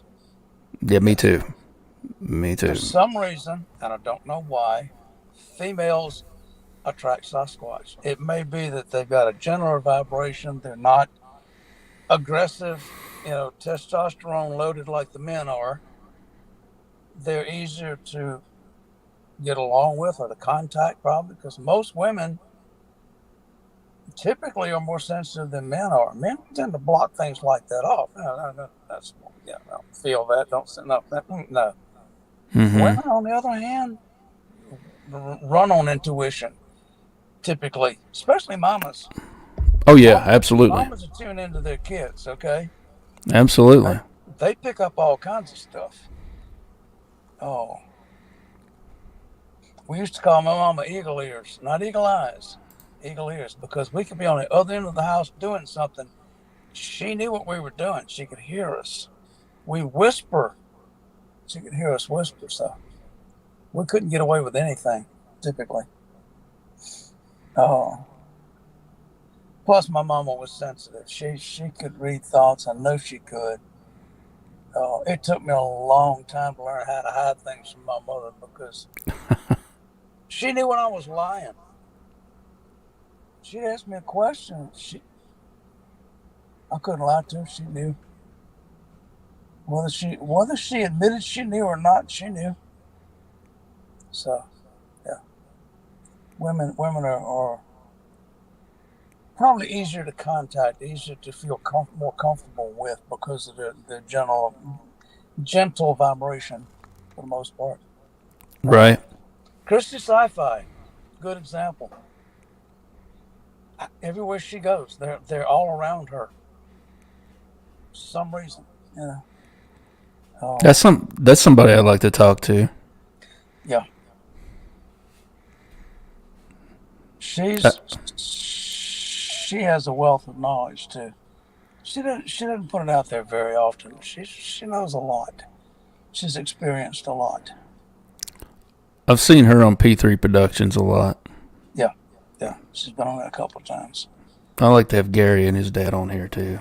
I like to talk to them, talk about their experiences because Gary Jr. His ideas are fall about right along in line with mine to a certain degree. Yeah. You and I are pretty close. Yeah, as far as our belief system and Right. Oh.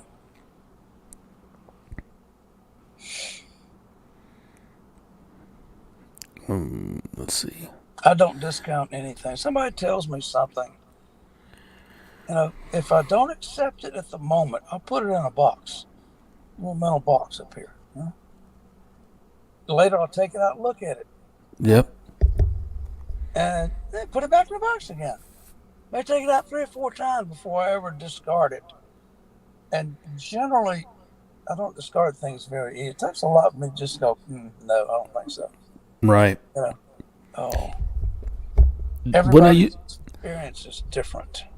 Absolutely. That's You can have, I noticed.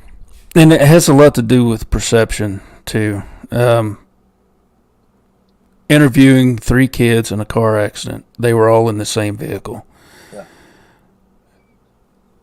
Their perception varied slightly. It would skew a little bit. I mean, the prime details were the same. Mm-hmm. But how they viewed things were a little different. And it blew my mind at just how I'm like, were you guys really in the same vehicle? I mean, 2 was sitting, one kid was driving, the other kid in the passenger seat up front, and one kid in the back, and interviewing them all. It was minor injuries, but it messed up their car. And Mm-hmm. They hit a curb, okay? Yeah. And screwing off, wasn't paying attention to what they were doing, come around a curve too quick and hit a curb and come up on a sidewalk hard enough. Now this curb was high. This goes like that. Yeah, So when they hit in this little, I think it was a Honda Civic. Yeah. I can't remember. It was low to the ground. It hit it hard enough to deploy the airbags. Yeah. Okay, but yeah, there was different views. So yeah, hard impact. You've literally got for airbags to deploy, you have to come to a sudden stop, complete stop, not just a hesitation, not a bump and slide. You literally have to come to a complete stop momentarily, or hard enough impact. Most of them have pendulum sensors in them that move, and that's what trips them. Oh, so you got to come almost to a complete dead stop to set off airbags. That's quite an impact to be run yeah. off the curb. Good night, Bama. I have seen them come into the body shop where I worked with all four rims shattered, just exploded. Mm-hmm. They jumped the curb. Yeah. And they were doing 60 or 70 miles an hour when they did it. To shatter these alloy rims like it, it came in, with tires wrapped around pieces of rims.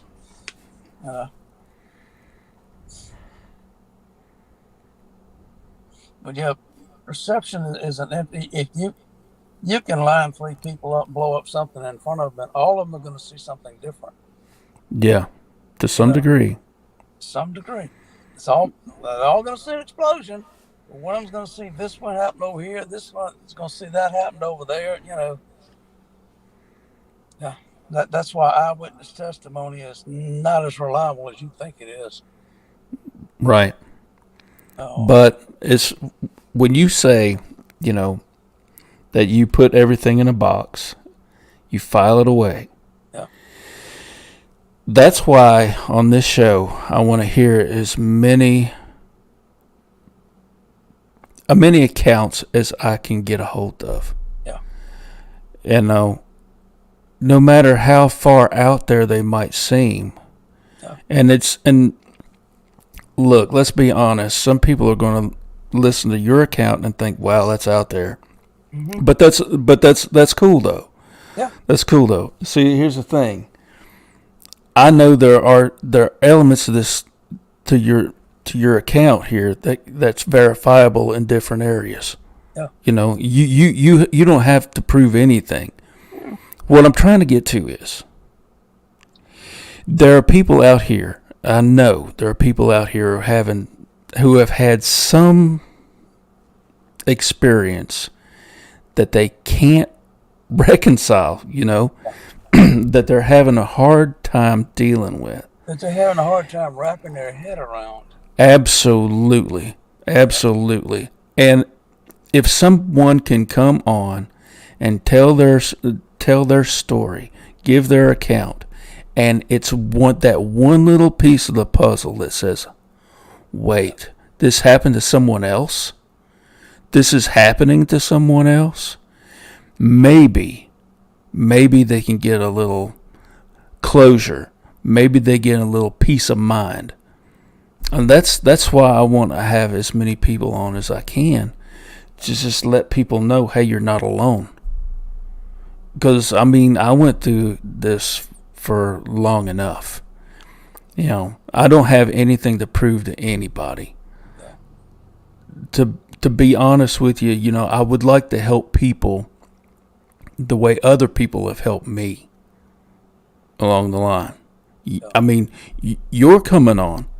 It's got to help somebody out here. I know there's somebody's got to have been having, if they haven't had one, they know someone who's had an experience. Somebody out there right now is going, so that's what that was. Right. Exactly. That epiphany moment when they go, okay, and then they start putting the pieces together. They backtrack it. Okay, all right. Yep. No, and who knows? They may call you up and say, "Look, I want to be on your show," because guess what? You know. And they're more than welcome. Good night, Sandra. Good night, Sandra. I don't see the chat, so I don't know who's coming or going, but I know. that was one thing that I learned in all of my psychic studies, spiritual studies. We would have mass gatherings of people, and I'm talking about 200 at a time. Not seekers, not people, people that were already involved in the movement that had Right. been, through the courses, through the basics, and were expanding. And we would go through something that they would, have these slide projectors, and they'd project the slide up there. And, we'd all read it and, okay, well, what does that mean to you? And, how do you feel about that? And, find somebody to share with what this means to you. And you'd look around and you'd make eye contact with somebody, and, you'd explain what it meant to you, and they'd explain what it meant to them. And you gathered more information that way, another opinion, another insight. And then to God leading the course, somebody out there, anybody heard something they want to share? Not your experience, but what you heard from somebody, and you see a hand go up. And well, they were saying that when that happened to them, it was like, this is so and so, and if you happen to be the one up there sharing this, and you're looking at this 200 people sitting here, and you're sharing, and you see so many people get this 1,000-mile stare for half a second, Mm-hmm. and then there's a recognition. Oh yeah, you don't realize how many people are having the same thing happen to them that's happening to you. Mm-hmm. Until you get in an arena like that, when you start sharing, and everybody in the room has been there, and you're like, I thought I was the only one in this world that ever happened. That happened. No, you're not the only one. So yeah, these shows do more good than you can imagine. Oh, yeah. Every time I watch one, and it doesn't matter whose show it is, what they're talking about. I've spent 3 years watching YouTube podcasts, looking for information, and it might be one sentence out of the entire program that rings a bell with me, and I'll make a note. Just stick it in a box. It's amazing. And it happens 2-3 times a week sometimes. That somebody says, "Well, I was walking and I looking for tracks, looking for signs, and didn't see anything until I saw this little hole in the ground, a crawfish hole. But there was a depression right next to this little hole, and when I looked at it, it looked like a knuckle print. And then I realized something had done this for whatever reason, stuck a finger in the ground, and the other knuckles showed up on the surface of the ground. And you look at and you hear that, and you go, well, I just saw that not too long ago. Not that that's exactly what you hear, but something similar to that. Somebody sees some odd little something on the ground, bang, and you wish you could go back and find it again because you saw exactly the same thing they did, a couple thousand miles away. Is this a common behavior? Yeah, it could be. Something to jot down, put it back just in case it is a common behavior. If you hear it a third time, second time, third time, fourth time, people that don't know each other, okay, well, here is a common behavior. They Right. probably do this for whatever reason. Then you got to figure out what the reason is, So it's all, God, I analyze and dissect everything I come by in the woods. If it looks out of place, I will sit down and study it and try to come up with 10 different ways it could have happened, and then try to figure out which one's the most logical Yeah. or least logical, because sometimes that's what it is. It's There's no concrete proof of anything yet, anywhere, except footprints. But you sure that's what these footprints are from? Well, Yeah. we think they are. Did you see somebody make that footprint? Mm-hmm. No. So how do you know it's Sasquatch? Well, that's what the foot looked like that I saw when he was walking by me on that logging road. So I think it was Sasquatch that made them. But if you didn't see that foot in motion, you wouldn't know what made that. Like Patty, you got a good look at Patty's feet as she was walking away. They look just like every footprint that most people find. You know, I've got something I'm gonna send you later. There's two boys from I think the South Pacific. Never wore shoes. You could tell their feet. They're standing in front of the camera with their Polynesian garb on. They're barefoot and their feet are kind of splayed apart, like that. But the way they hit the floor, when you see that, they've never worn shoes. Totally different stride, totally different shape to the foot because they don't have that arch support like we do in our shoes. Their feet are flat all the way from heel to toe. Down the inside of their foot, there's no arch. If they made a footprint, it would probably look just like Sasquatch. Probably so. So, Yeah. little things, and that caught my attention off of something on YouTube. Ancient photographs that may change the way you look at things. Okay, click. Boy, that did. Look at those feet. That's the first thing I saw. Look at those feet. Yeah, exactly. Did a Now, screenshot, saved it. I found 3 discernible footprints that I could take a picture of. Others were just like disturbances in the leaves, and you couldn't. Right. It's hard to transfer what you see with the naked eye to a digital picture. I'll tell you how you do that.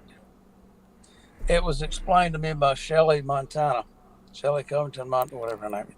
Anyway, you know what I'm talking about. Right. I asked her. I saw her in Jefferson, Texas, at a Bigfoot conference, and she said when you photograph a print, if you could do a video with a cell phone, with a video camera, whatever, get right above that footprint, start at the heel, and arch that camera back and forth all the way down that footprint, all the way to the end. When you do that, it gives a 3D reference to the shape of that foot, where just a photograph won't. And I started doing that, and buddy, you wouldn't believe the definition and the things you can see in that footprint when you do that. You make a sweep from one end to the other, and you start at the heel, and you work your way back in an arch all the way to the toe. And that's continuously taking a photograph when you're doing that. Video. Video. Okay. Yeah. And you'll see more definition in that footprint than it's just like a casting. Yeah. It brings out every small twist and curve. It'll show the depth of it and everything where a regular photograph won't. So if I find an important track like that, I'll do a video of it just to show the definition in it. The most definitive track, the heaviest track that I found, it was a 16-inch track. It was a little over 16 inches, 8 inches wide at the right at the the balls of the feet, right across. Deep, very deep, and this is the only track that I saw where there was like evidence, like there could be that mid-tarsal break that a lot of people theorize they have. Right. But it was almost like an arch. Mm-hmm. But what it looked like to me, it looked like where the toes dug down into the ground first. Yeah. And you could see where the toes just kind of curled that dirt, Yep. and before it left, Yep. and it was amazing. I tried to calculate by the depth of that print at how much this fellow weighed. He had to weigh at least 800 pounds. Yeah. My 270-pound hind end at the time couldn't make a dent in the ground beside it. The 270 pounds in boots, just bearing all my weight on the ground the heel beside of the it. boot wouldn't even dig in. Yeah. No. Yeah. No. And I found one in a creek bed. The last one I found was an 18-inch track. Flat. Just completely flat. And it was just a perfect impression of a foot in a creek bed. Just flat. I found it in leaves. All these tracks, all these things, even if I had the casting material, I'd never been able to make a decent cast. Unfortunately, the one good footprint I found, I had nothing to cast with me.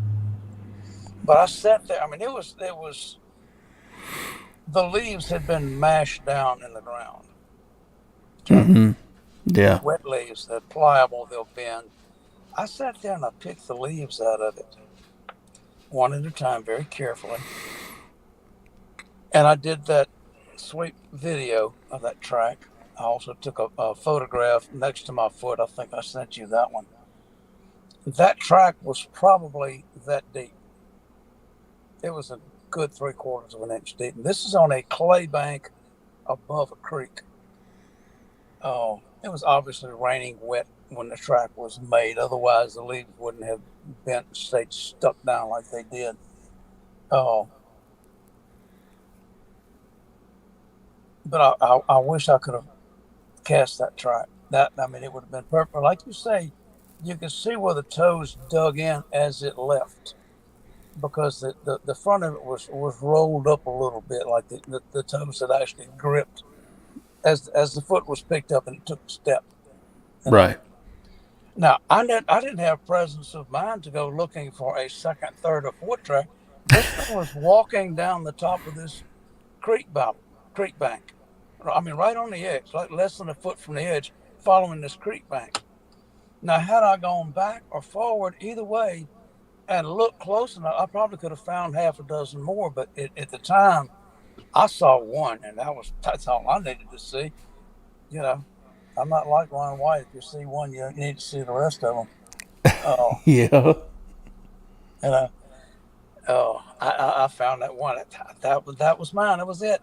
I got that one. You know, that and the one from Northern California on the Boy Scout tree trail, which wasn't really a footprint. It just the leaf litter had been when a foot hit that hard trail, it blew that redwood, little fine leaves out of the way, and it left a perfect footprint. You know, and you could actually see where the toes dug in, and the leaves and kind of scratched them a little bit as it walked away. And this was about I don't know, 14-inch track, probably about 4 or 5 inches wide. Heel from the ball of the foot all the way back to the heel. The heel was probably 3.5, 4 inches wide. Yeah. Wow. Oh. And I had walked by that spot 30 minutes before that. I knew Sasquatch was watching me. This was the most intense feeling I ever had of something watching me. And I would stop and call out, I know you're up there. I feel you watching me. Come on out where I can see you, you know. And I did this the whole time I walked this trail. When I came back, here's this footprint right in the middle of the trail where I'd already walked. Like, okay, you want to see something? Here's a footprint. Just one. No more down, just one track. Thank you. Appreciate that. Took 2 pictures of it, kept walking. You know. This is the proof I knew that I was being watched by Sasquatch. And then I found out that this trail is 20 miles from Bluff Creek.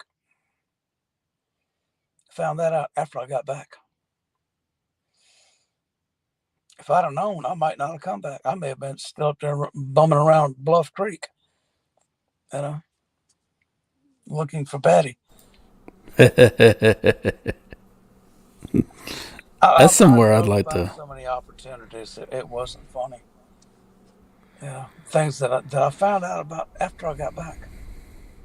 Ape Canyon. I was all over Mount St. Helens here. I know what Ape Canyon is, in reference to the mountain. Oh But the yeah. time that I was up there, I didn't know.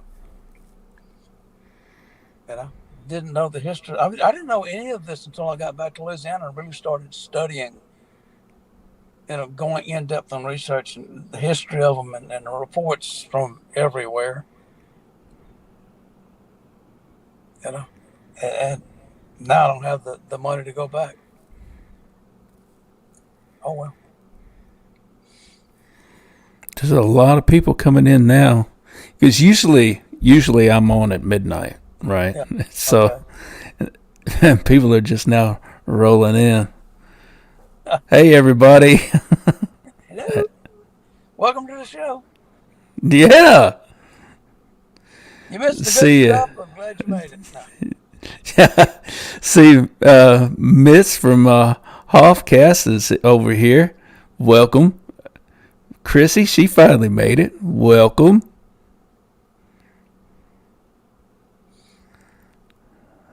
Just looking at the chat real quick. Yeah, Moog had to dip out. Oh, Moses was here? Yeah, Mogs was here. He was in chat. Yeah. I let him know I was going to be on here. Yeah, Papa C, he says if Sasquatch was simply a hairy person or an ape without superior abilities, we would have at least gotten a lot of evidence of them, and that's true. Oh, yeah.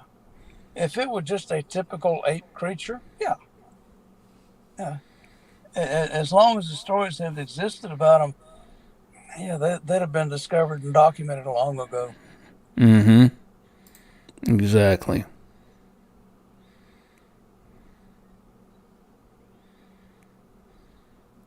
Did I tell you I actually just sat down and had a chat with the elder the other night? No, you didn't. I go to bed when the sun goes down because keeping this van warm for an extra 3 hours at night, if I stay up till 10 or 11 o'clock, gets expensive running the motor. Oh yeah, So, especially now. yeah, typically I'll go to bed early. I'll get in my sleeping bag, get covered up, and watch YouTube videos or movies or whatever. Mm-hmm. I crawled in my sleeping bag the other night at 7:30, I guess. And put on a movie, and I thought, what am I doing? I'm missing a golden opportunity because this is when Sasquatch is most busy at night. They are busy during the day, okay, because the sighting I had was 8:30 in the morning. Uh, but I turned the movie off and I called out to the elder. Are you up? Well, yeah. You busy? No. You want to talk? Sure. What about? I don't know. What's on your mind? And we literally had about an hour and a half worth of just conversation like you and I are having. No Q&A time, just talking about our grandchildren and our great grandchildren, which he has, and I have one now. My granddaughter just had a little girl about 4 months ago. Oh, but it was the most interesting, relaxed conversation about daily life. Taking care of the kids, making sure everything's going like you want it to, and keeping everybody safe and fed and whatever. Oh, like I say, it's amazing and it's not amazing how similar we are. I mean, they're human.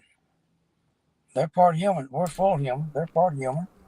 We have a lot of the same uh, likes, dislikes, wants, needs. There's 5 basic needs: food, sex, shelter, love, and security. That's the Right. 5 basic needs in life. Mm-hmm. Okay. They have the same 5 basic needs that we do. You know, they live them a different way, a lot simpler way. Absolutely. I believe they are. I believe they're a people. I believe they're Yeah. more like us than people would like to say. And Most of my knowledge, aside from getting out here and having my own personal experiences, has come from listening to thousands. I guarantee you, thousands of personal experiences people have had over the years, Yeah. and going through and finding, some type of common denominator here. Uh, you know, this person here in Oregon had this experience, but this person over here in Pennsylvania had this experience, and wait, they're doing a lot of the same stuff. Yeah. All the way across the country. But not just their mannerisms, is how I'm, I'm trying to get this out right. My mind ain't working right for some reason. What I'm trying to say is they have human-like traits in a lot of the stuff they do. Yeah. Want to get that out there. The one thing I've started doing, okay, if I hear, of somebody's encounter, old Sasquatch did this, did the other, okay, well, let's reverse those roles. What if you were in Sasquatch's place when somebody came out here and started cutting down trees? Okay, what if somebody came in your yard and just randomly started cutting down trees? What would your reaction be? It wouldn't be pretty, okay? You would do everything in your power to get rid of them, which is exactly what Sasquatch does. They turn equipment over. They've been known to damage equipment, tear stuff up, throw things over cliffs, just to try to get the people to stop doing what they're doing. Absolutely. And we are no different. I mean, if you walk up in their living room, so to speak, they're going to start throwing rocks at you to get you to leave. Boulders, tree limbs, whatever, screaming. Well, they don't have guns, and they'd probably be shooting at us. Right. So we would do this as somebody wanders up in your living room. You just going to look at them, turn around, and walk off? I don't think so. First thing you're going to do is, what the H are you doing in my living room? That's right. You're fixing to find out why you don't belong here, because I'm fixing to do you some damage. Well, they are the same way. That their last thing they're going to do is try to harm us, but they will do everything in their power to get rid of us. Okay, and I always take that. Anytime I hear these stories of what Sasquatch has done, okay, what did you do to Sasquatch to start this? I didn't do anything. We were just hiking. Okay. Did you happen to think that they had been sleeping right next to the trail you like to go hiking on? Did you even think to look? Nope. Because you're human, you're man. You've got domain over everything. We are the alpha. No, we're not. No, you found that out real quick. It's like like that time I was chasing wood knocks, Yeah. I was getting closer and closer and closer, and all of a sudden they stop. So I sit down on a log. I set my camera. I pull out my tripod and set my camera down on this log, and I'm sitting down behind it. And next thing I know, I hear a damn tree get pushed over. I'm like, okay. Because I was off trail. Yeah. And I was going back where they're at. I'm like, you just got to get some evidence. Yep. My dumb ass getting down there and getting trees pushed over on me. Okay, that's okay. I said, it's all right. I got you. I'm gone. That's evidence. Peace out. Peace, bitches. I'm out. Be careful what you ask for.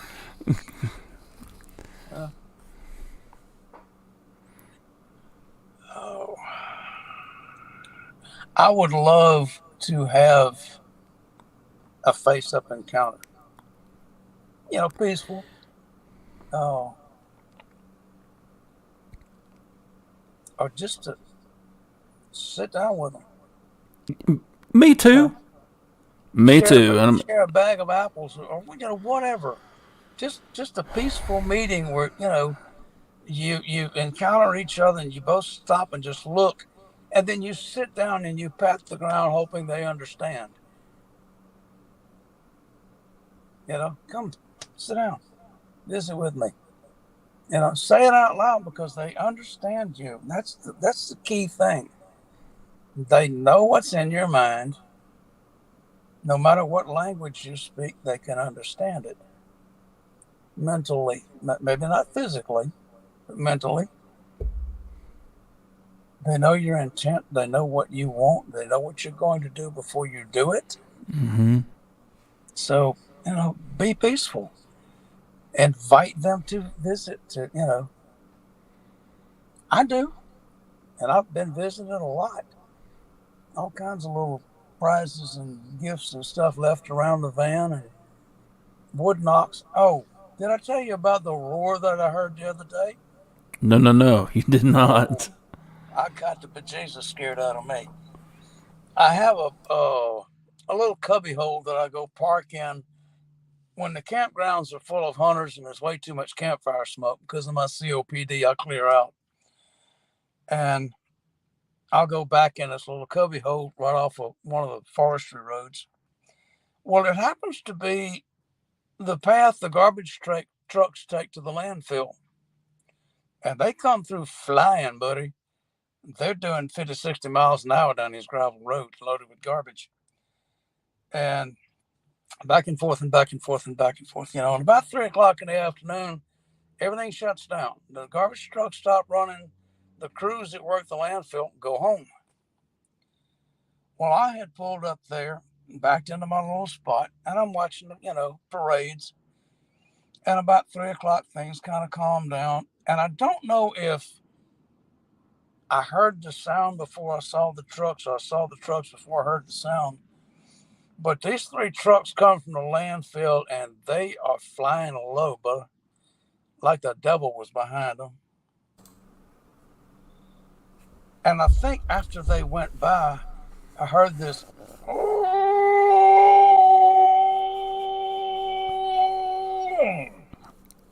about 200 yards from me. And I mean, it shook the air. It vibrated the air. And I'm like, I finally got to hear one howl. Now I've got to go back down there and do a little poking around the landfill because I think, like I've heard so many times, they go to landfills at night and dig around.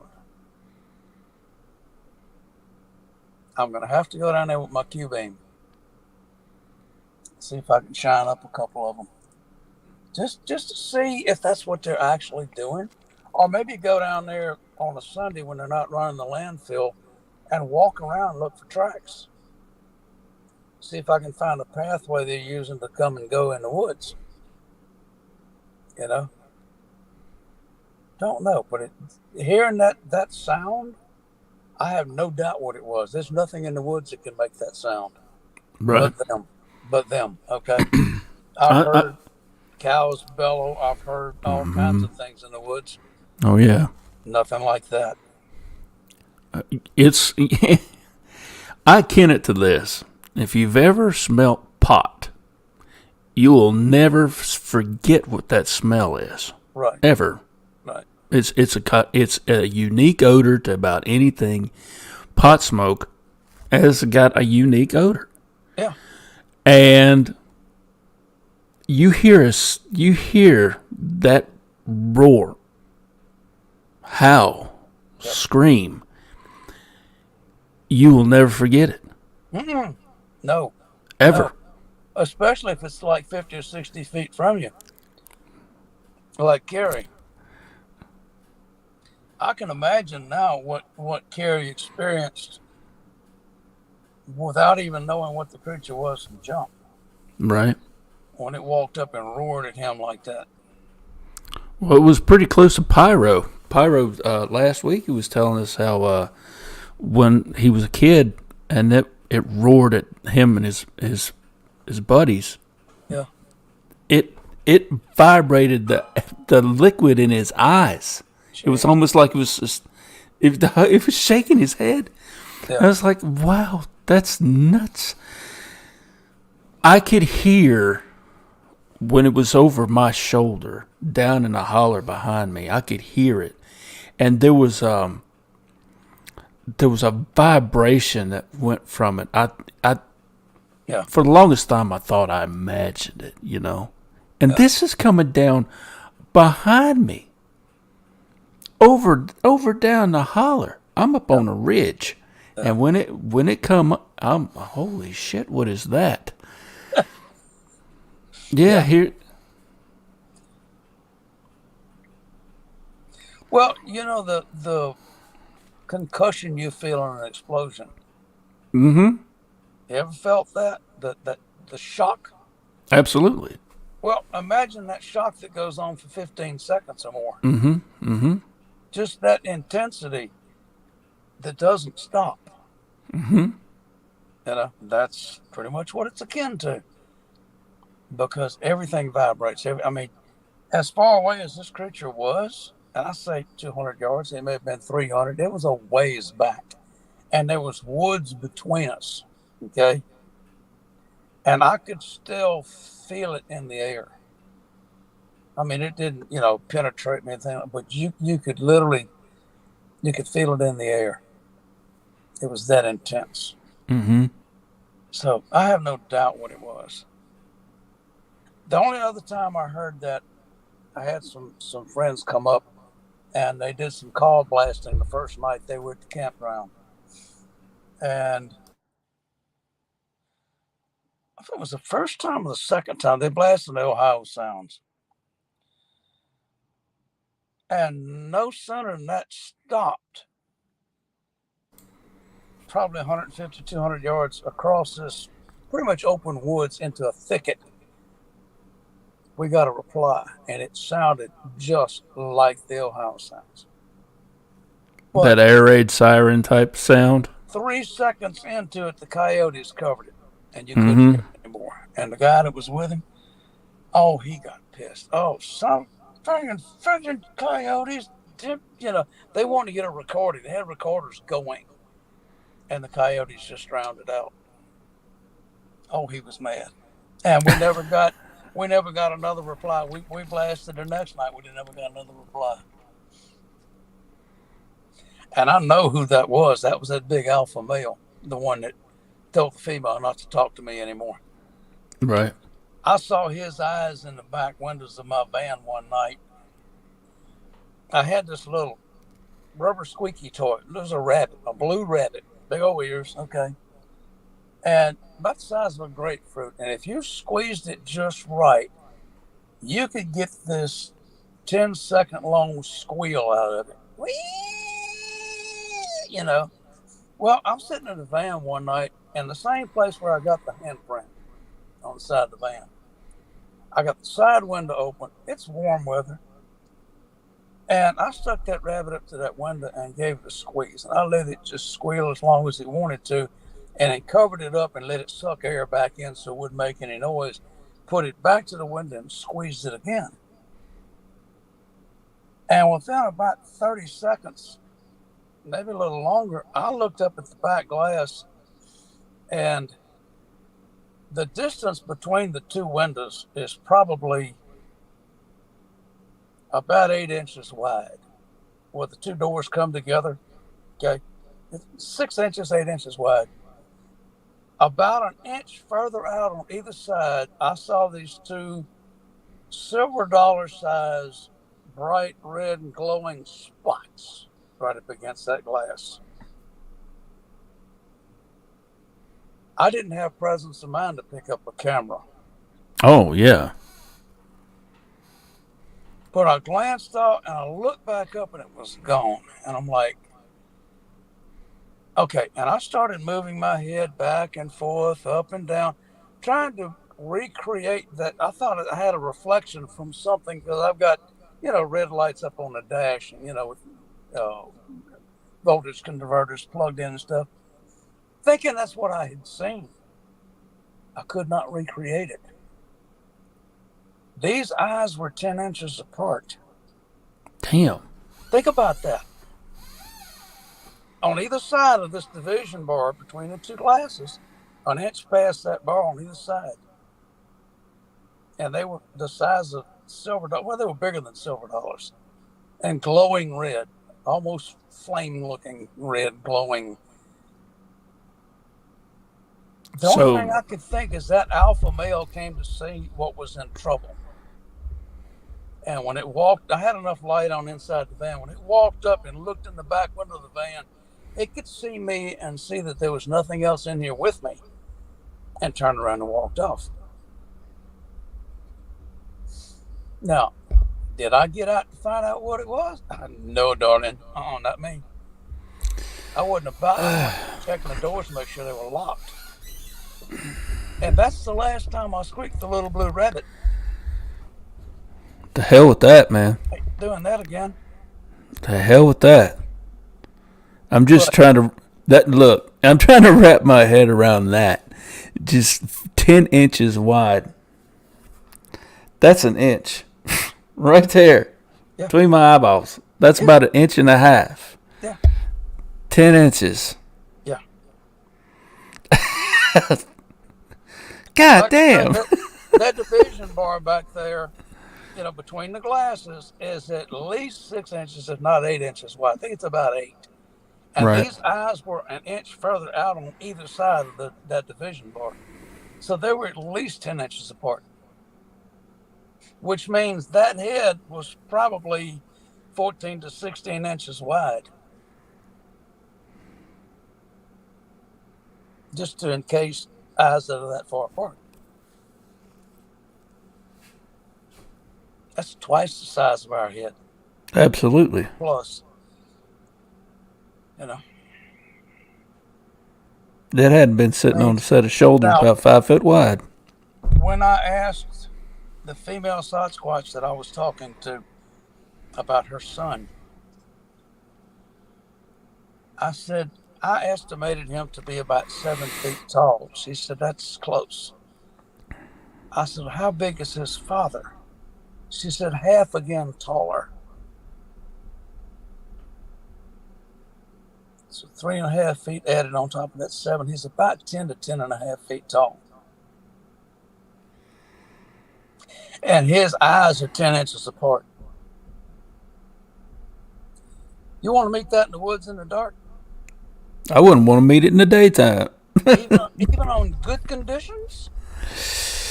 It'd be hard, man. I mean, seeing the 7-foot juvenile, because he's a juvenile. He had a 14-inch track. I've seen his tracks. I know his tracks. Okay, at that time. This was in 2009. Okay, so this was, 2019. So this was 3 years ago. He's fully matured now. Now, he hasn't probably reached his full height, but he is mature. He's an adult now. He's still growing. Oh. But at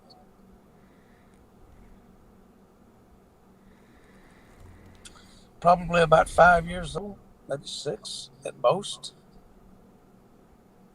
he was 7 feet tall. Yeah, he's still got some growing to do. Damn. I've known a couple of guys, in my lifetime, right at 7 foot. Worked for the college, and they had some pretty tall fellas on the basketball team. Yep. And hell, my father-in-law is 6'8". Yeah. He's a big dude. Mm-hmm. I don't have to. I don't really look up to many people, but I got to look up to this guy. You can't help it. Yeah.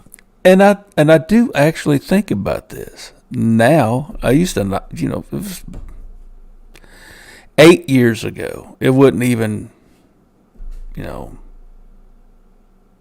my realm of thinking. But now, I tell you what I did one day. I got out here with my big tape measure, my carport.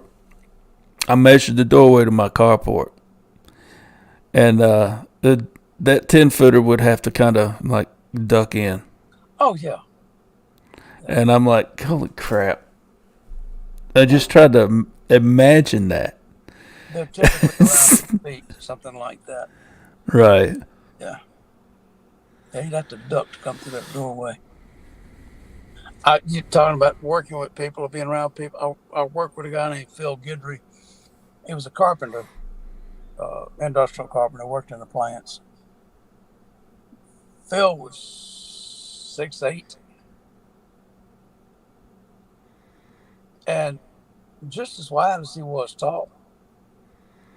He was easy 325, okay, 350. He could pick up 2 sheets of 3/4-inch plywood at one time, walk off like there were nothing. I just couldn't get one of them off the ground. He'd grab 2 at a time, walk off with them. Yeah. Hold them up over his head, hand them to you, on a scaffold, whatever. His claw hammer was a 24 and 28 ounce. Yeah, 28-ounce claw hammer. He would drive 2x4 stakes with his claw. He didn't pick up a maul. He'd drive with his claw hammer. I saw him and his wife and their son in the grocery store. And his wife was probably at least 6 feet tall. She was as wide as he. She had a child on her hip that I would swear was 3 or 4 years old. She said, no, he's 13 months, something like that. What? They grow in some big people, okay? God damn. He's 6'8", she's 6 feet. They got a child that at 13, 14 months looked like he's a healthy 4-year-old, okay? Right. A chunky 4-year-old. I don't know what the people eating, but, And the guys that Phil worked with, this was funny. They were all single. They going out Friday nights and drinking. They always got Phil to go with them. Phil was backup just in case. One of them got in a fight. Phil! Lord, yeah. Phil he'd just grab people and throw them across the bar backwards. He wouldn't hit anybody. He'd just pick them up and throw them. One hand. Grab them by the collar. And just as good natured. Just as easy going. Most of them big guys are. Yeah, well, they don't have to be mean. No. Little guys are like chihuahuas. They'll bite you in a heartbeat. Big dogs just sit there and look at you. I'll bite your head off if you mess with me. Chihuahuas are like,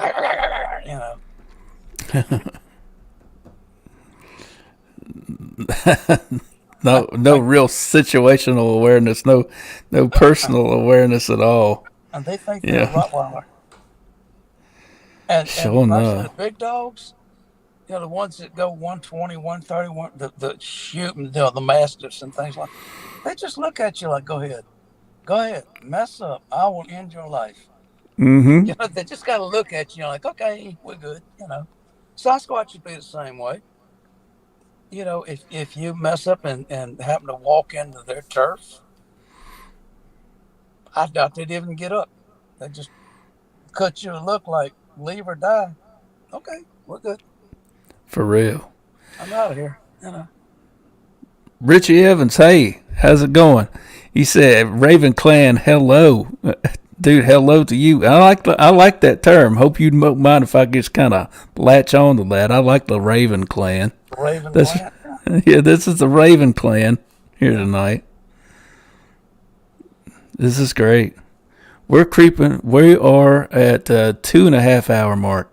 So, yeah. It's up to you, okay? It is 12:30. I'll hang and talk to you as long as you want to talk. I know. What I'm going to do, I want to ask you if you'd be willing to come on another time. I Yeah, mean, you've got a sure, wealth of information, sure. and I think we've just scratched the surface, son. We have. There's a lot of things I had touched on It's tonight. a lot I'd love to talk to you about. And I'm sure there's a lot of people out here that would love to talk to you about too. Um, I hey, I'm will. gonna. There's a number of my friends that I've sent personal invitations to, that I'm sure I'll be having phone calls from because a lot of them have not heard this yet. Some of them have, not, a lot of them haven't. Wow. Oh, I don't put this all over Facebook. I will share things, like when I pulled in a campground spot that I've been using off and on for 3 years. There's an old campfire pit somebody dug, been building fires in it during hunting season. It gets used every year. And about 3 weeks ago, I pulled in there, hadn't been there for a while, and there are three pine saplings about an inch and a half, 2 inches in diameter, 4 or 5 feet long, that something has placed in a C shape around that fire.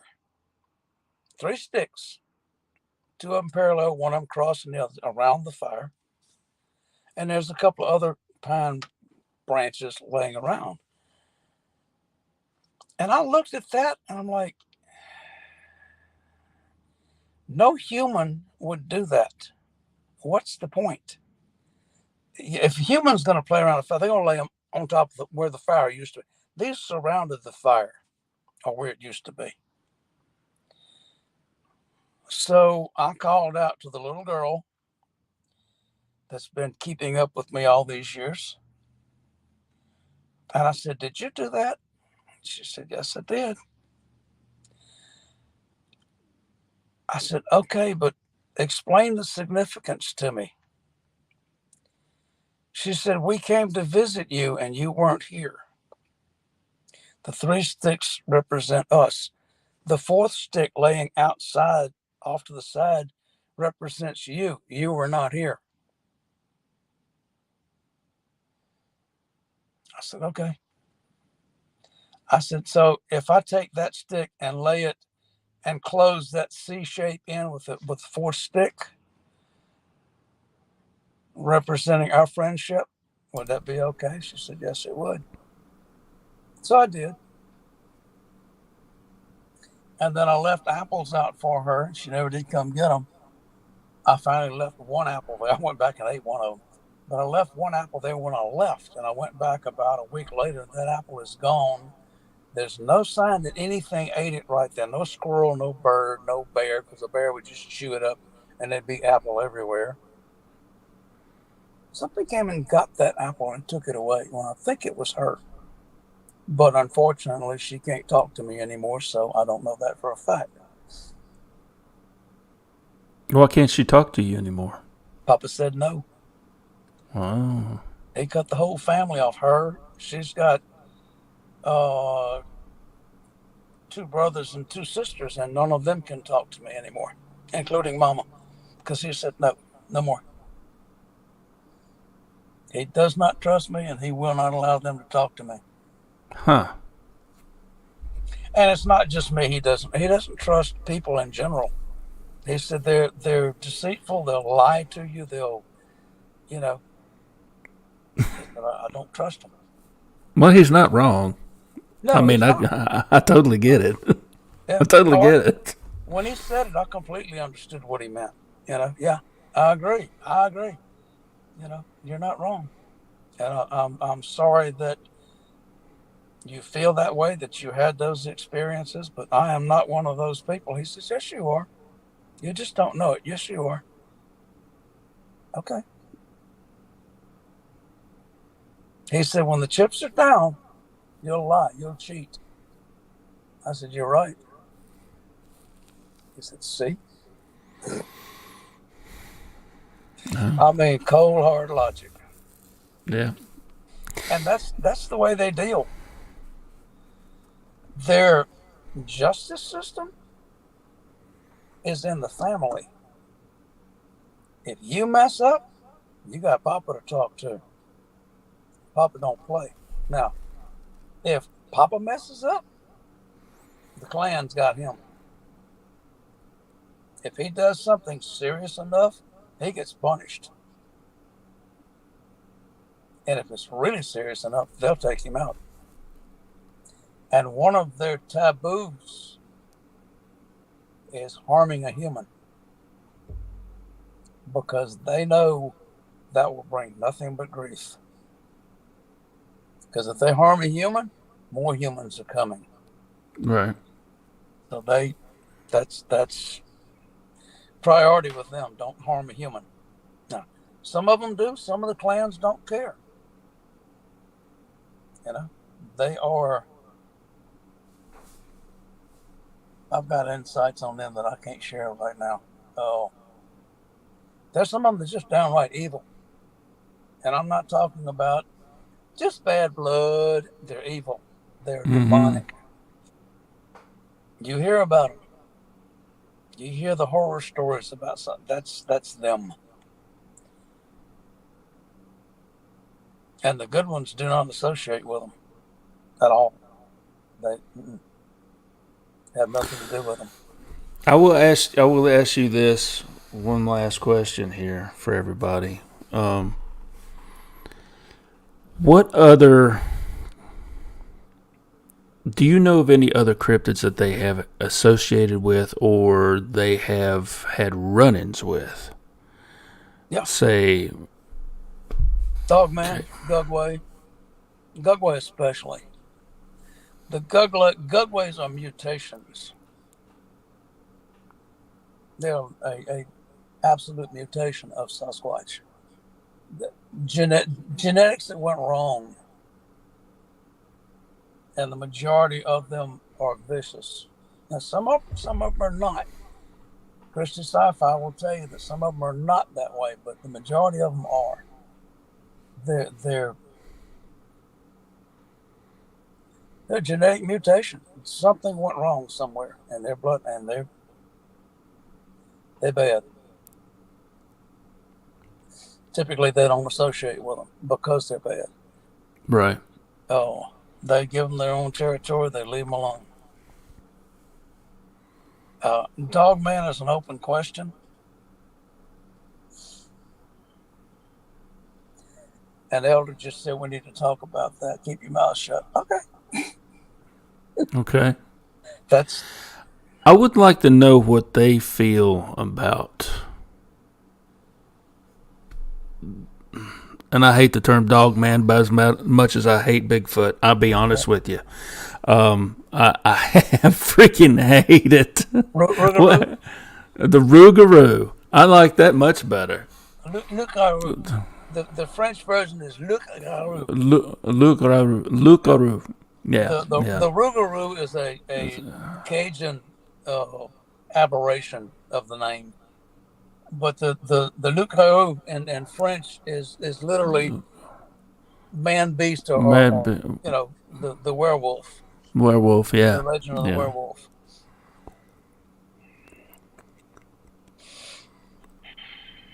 And I'm not sure where I stand now. I've been told that there are rougarous in Kisatchie, where I've stayed. And I've gotten a couple of tracks here and there that didn't look like anything I recognize otherwise. Can't say that's what it was, but can't say that wasn't what it was. I've seen some what I call canine tracks. The toes are longer than they're supposed to be. Most canine tracks have got round pads. Yep. This thing had long pads with claws on the end of them. Like I say, not typically what you'd say. And one of the neighbors down the road from where I camp, I met him at the store one day. He says, "You stay up there in the campground, aren't you?" I said, "Yeah." "What you doing up there?" I said, "Looking for Sasquatch." "I thought so." He said, "You ever find any?" Yeah. You need to come by my house. All right. He told me where he lives. I went by. He said, "My wife would love to talk to you." So I went by and had a visit with him, and she and I talked about Sasquatch. He said, "I've heard things down in this bottom behind the house. I don't know what they are. Howls and whoops and all kinds of stuff."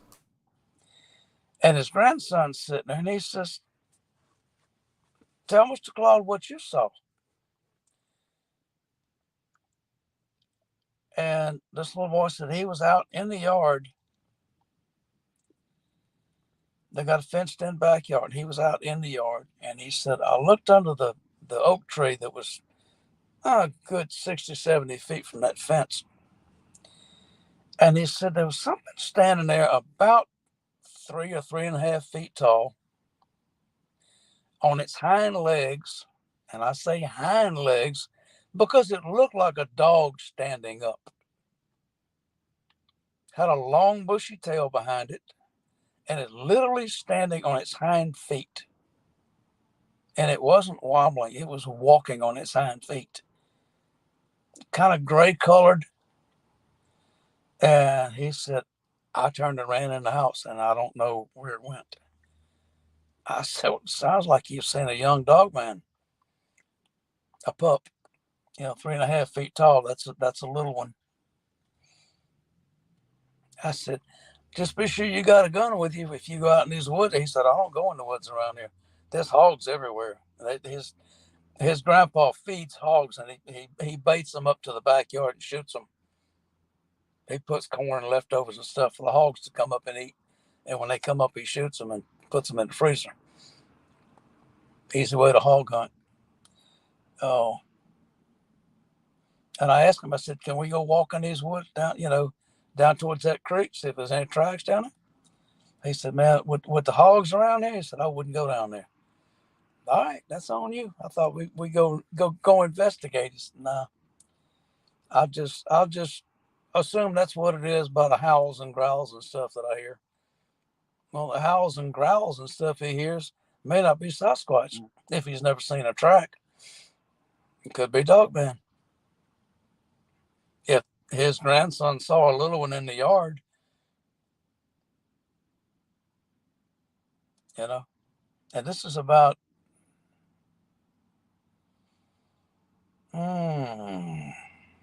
3 or 4 miles from where I camp. So I'm pretty sure they roam a large area, but I've never seen. I said I've got that one odd track that I found, and the pads, instead of being round, they look like the end of my finger, about that long with a claw on the end of them. Not typical canine track.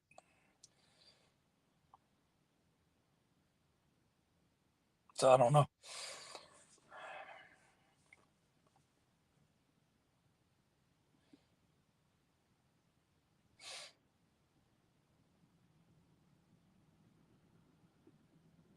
Did you mute your mic? Sometimes I forget. Richie says, "Did y'all listen to Dixie Cryptid's new story, Bigfoot Attacked and Killed?" No, I haven't listened to that yet. I'm going to have to go back and listen to that one. I've been waiting for it to pop up. No, I'll have to go back and find that one. Somebody sent me the Dixie Cryptid account of the guy that killed a Sasquatch and buried it, and his brother went back and dug it up or whatever. I've heard that one before. They wanted to know what I thought about it, and I said, I don't know what to think about it. If it's true, it's one heck of a story. That's all I can say, because I can't prove one way or another that they did.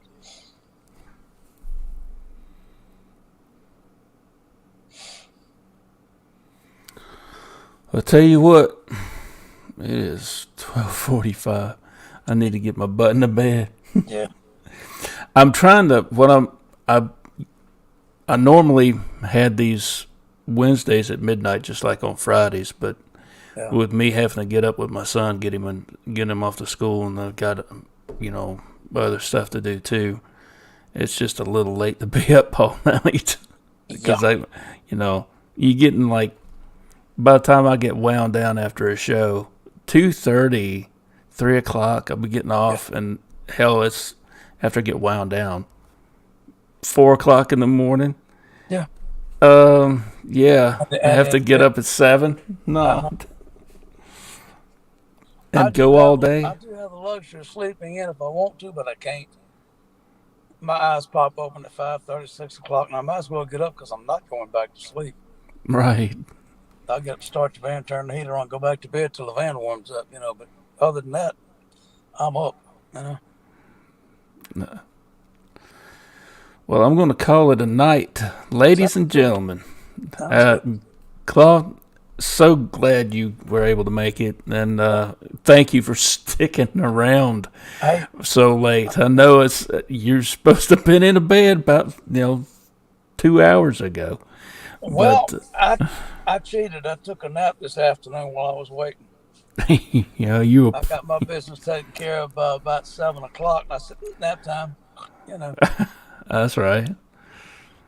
So I was primed to stay up tonight, even if I had to do a double shot of thick coffee. I've been sitting on coffee the whole time.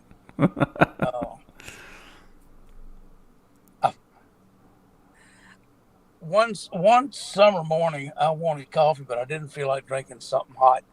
I drink instant coffee, so I got a spoonful of instant coffee, put it in my mouth, got a spoonful of sugar, put it in my mouth, and sloshed it around till it dissolved with my saliva and swallowed it. Chased it with a little water, okay? Buddy, about 30 minutes later, I was wired. No kidding. All that coffee hit my stomach at one time instead of a sip at a time. Mainlining coffee, man. I'm awake now. Worse than that double shot of espresso I had before I went to the movies one night.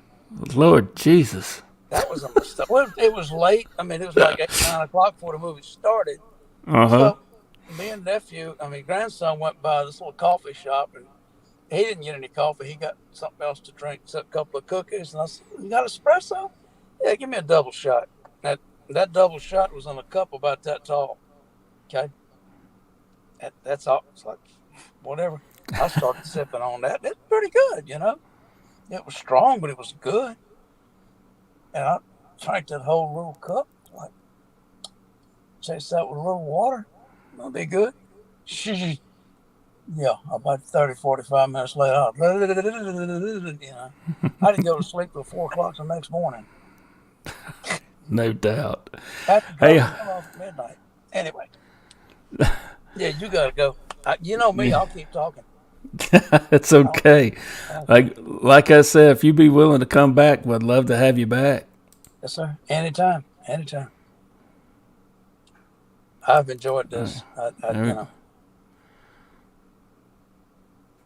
Sharon Guy says, Raven, Claude, awesome show. Thanks, guys. Everyone have a wonderful, blessed night. See y'all in the grocery store. Too, Sharon. Take care.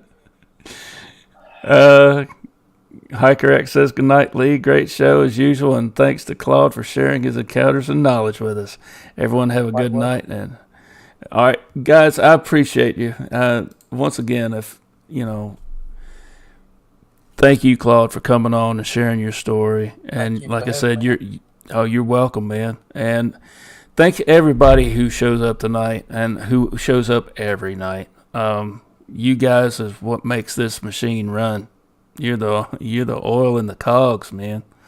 You're the family out here. You're the clan, the tribe.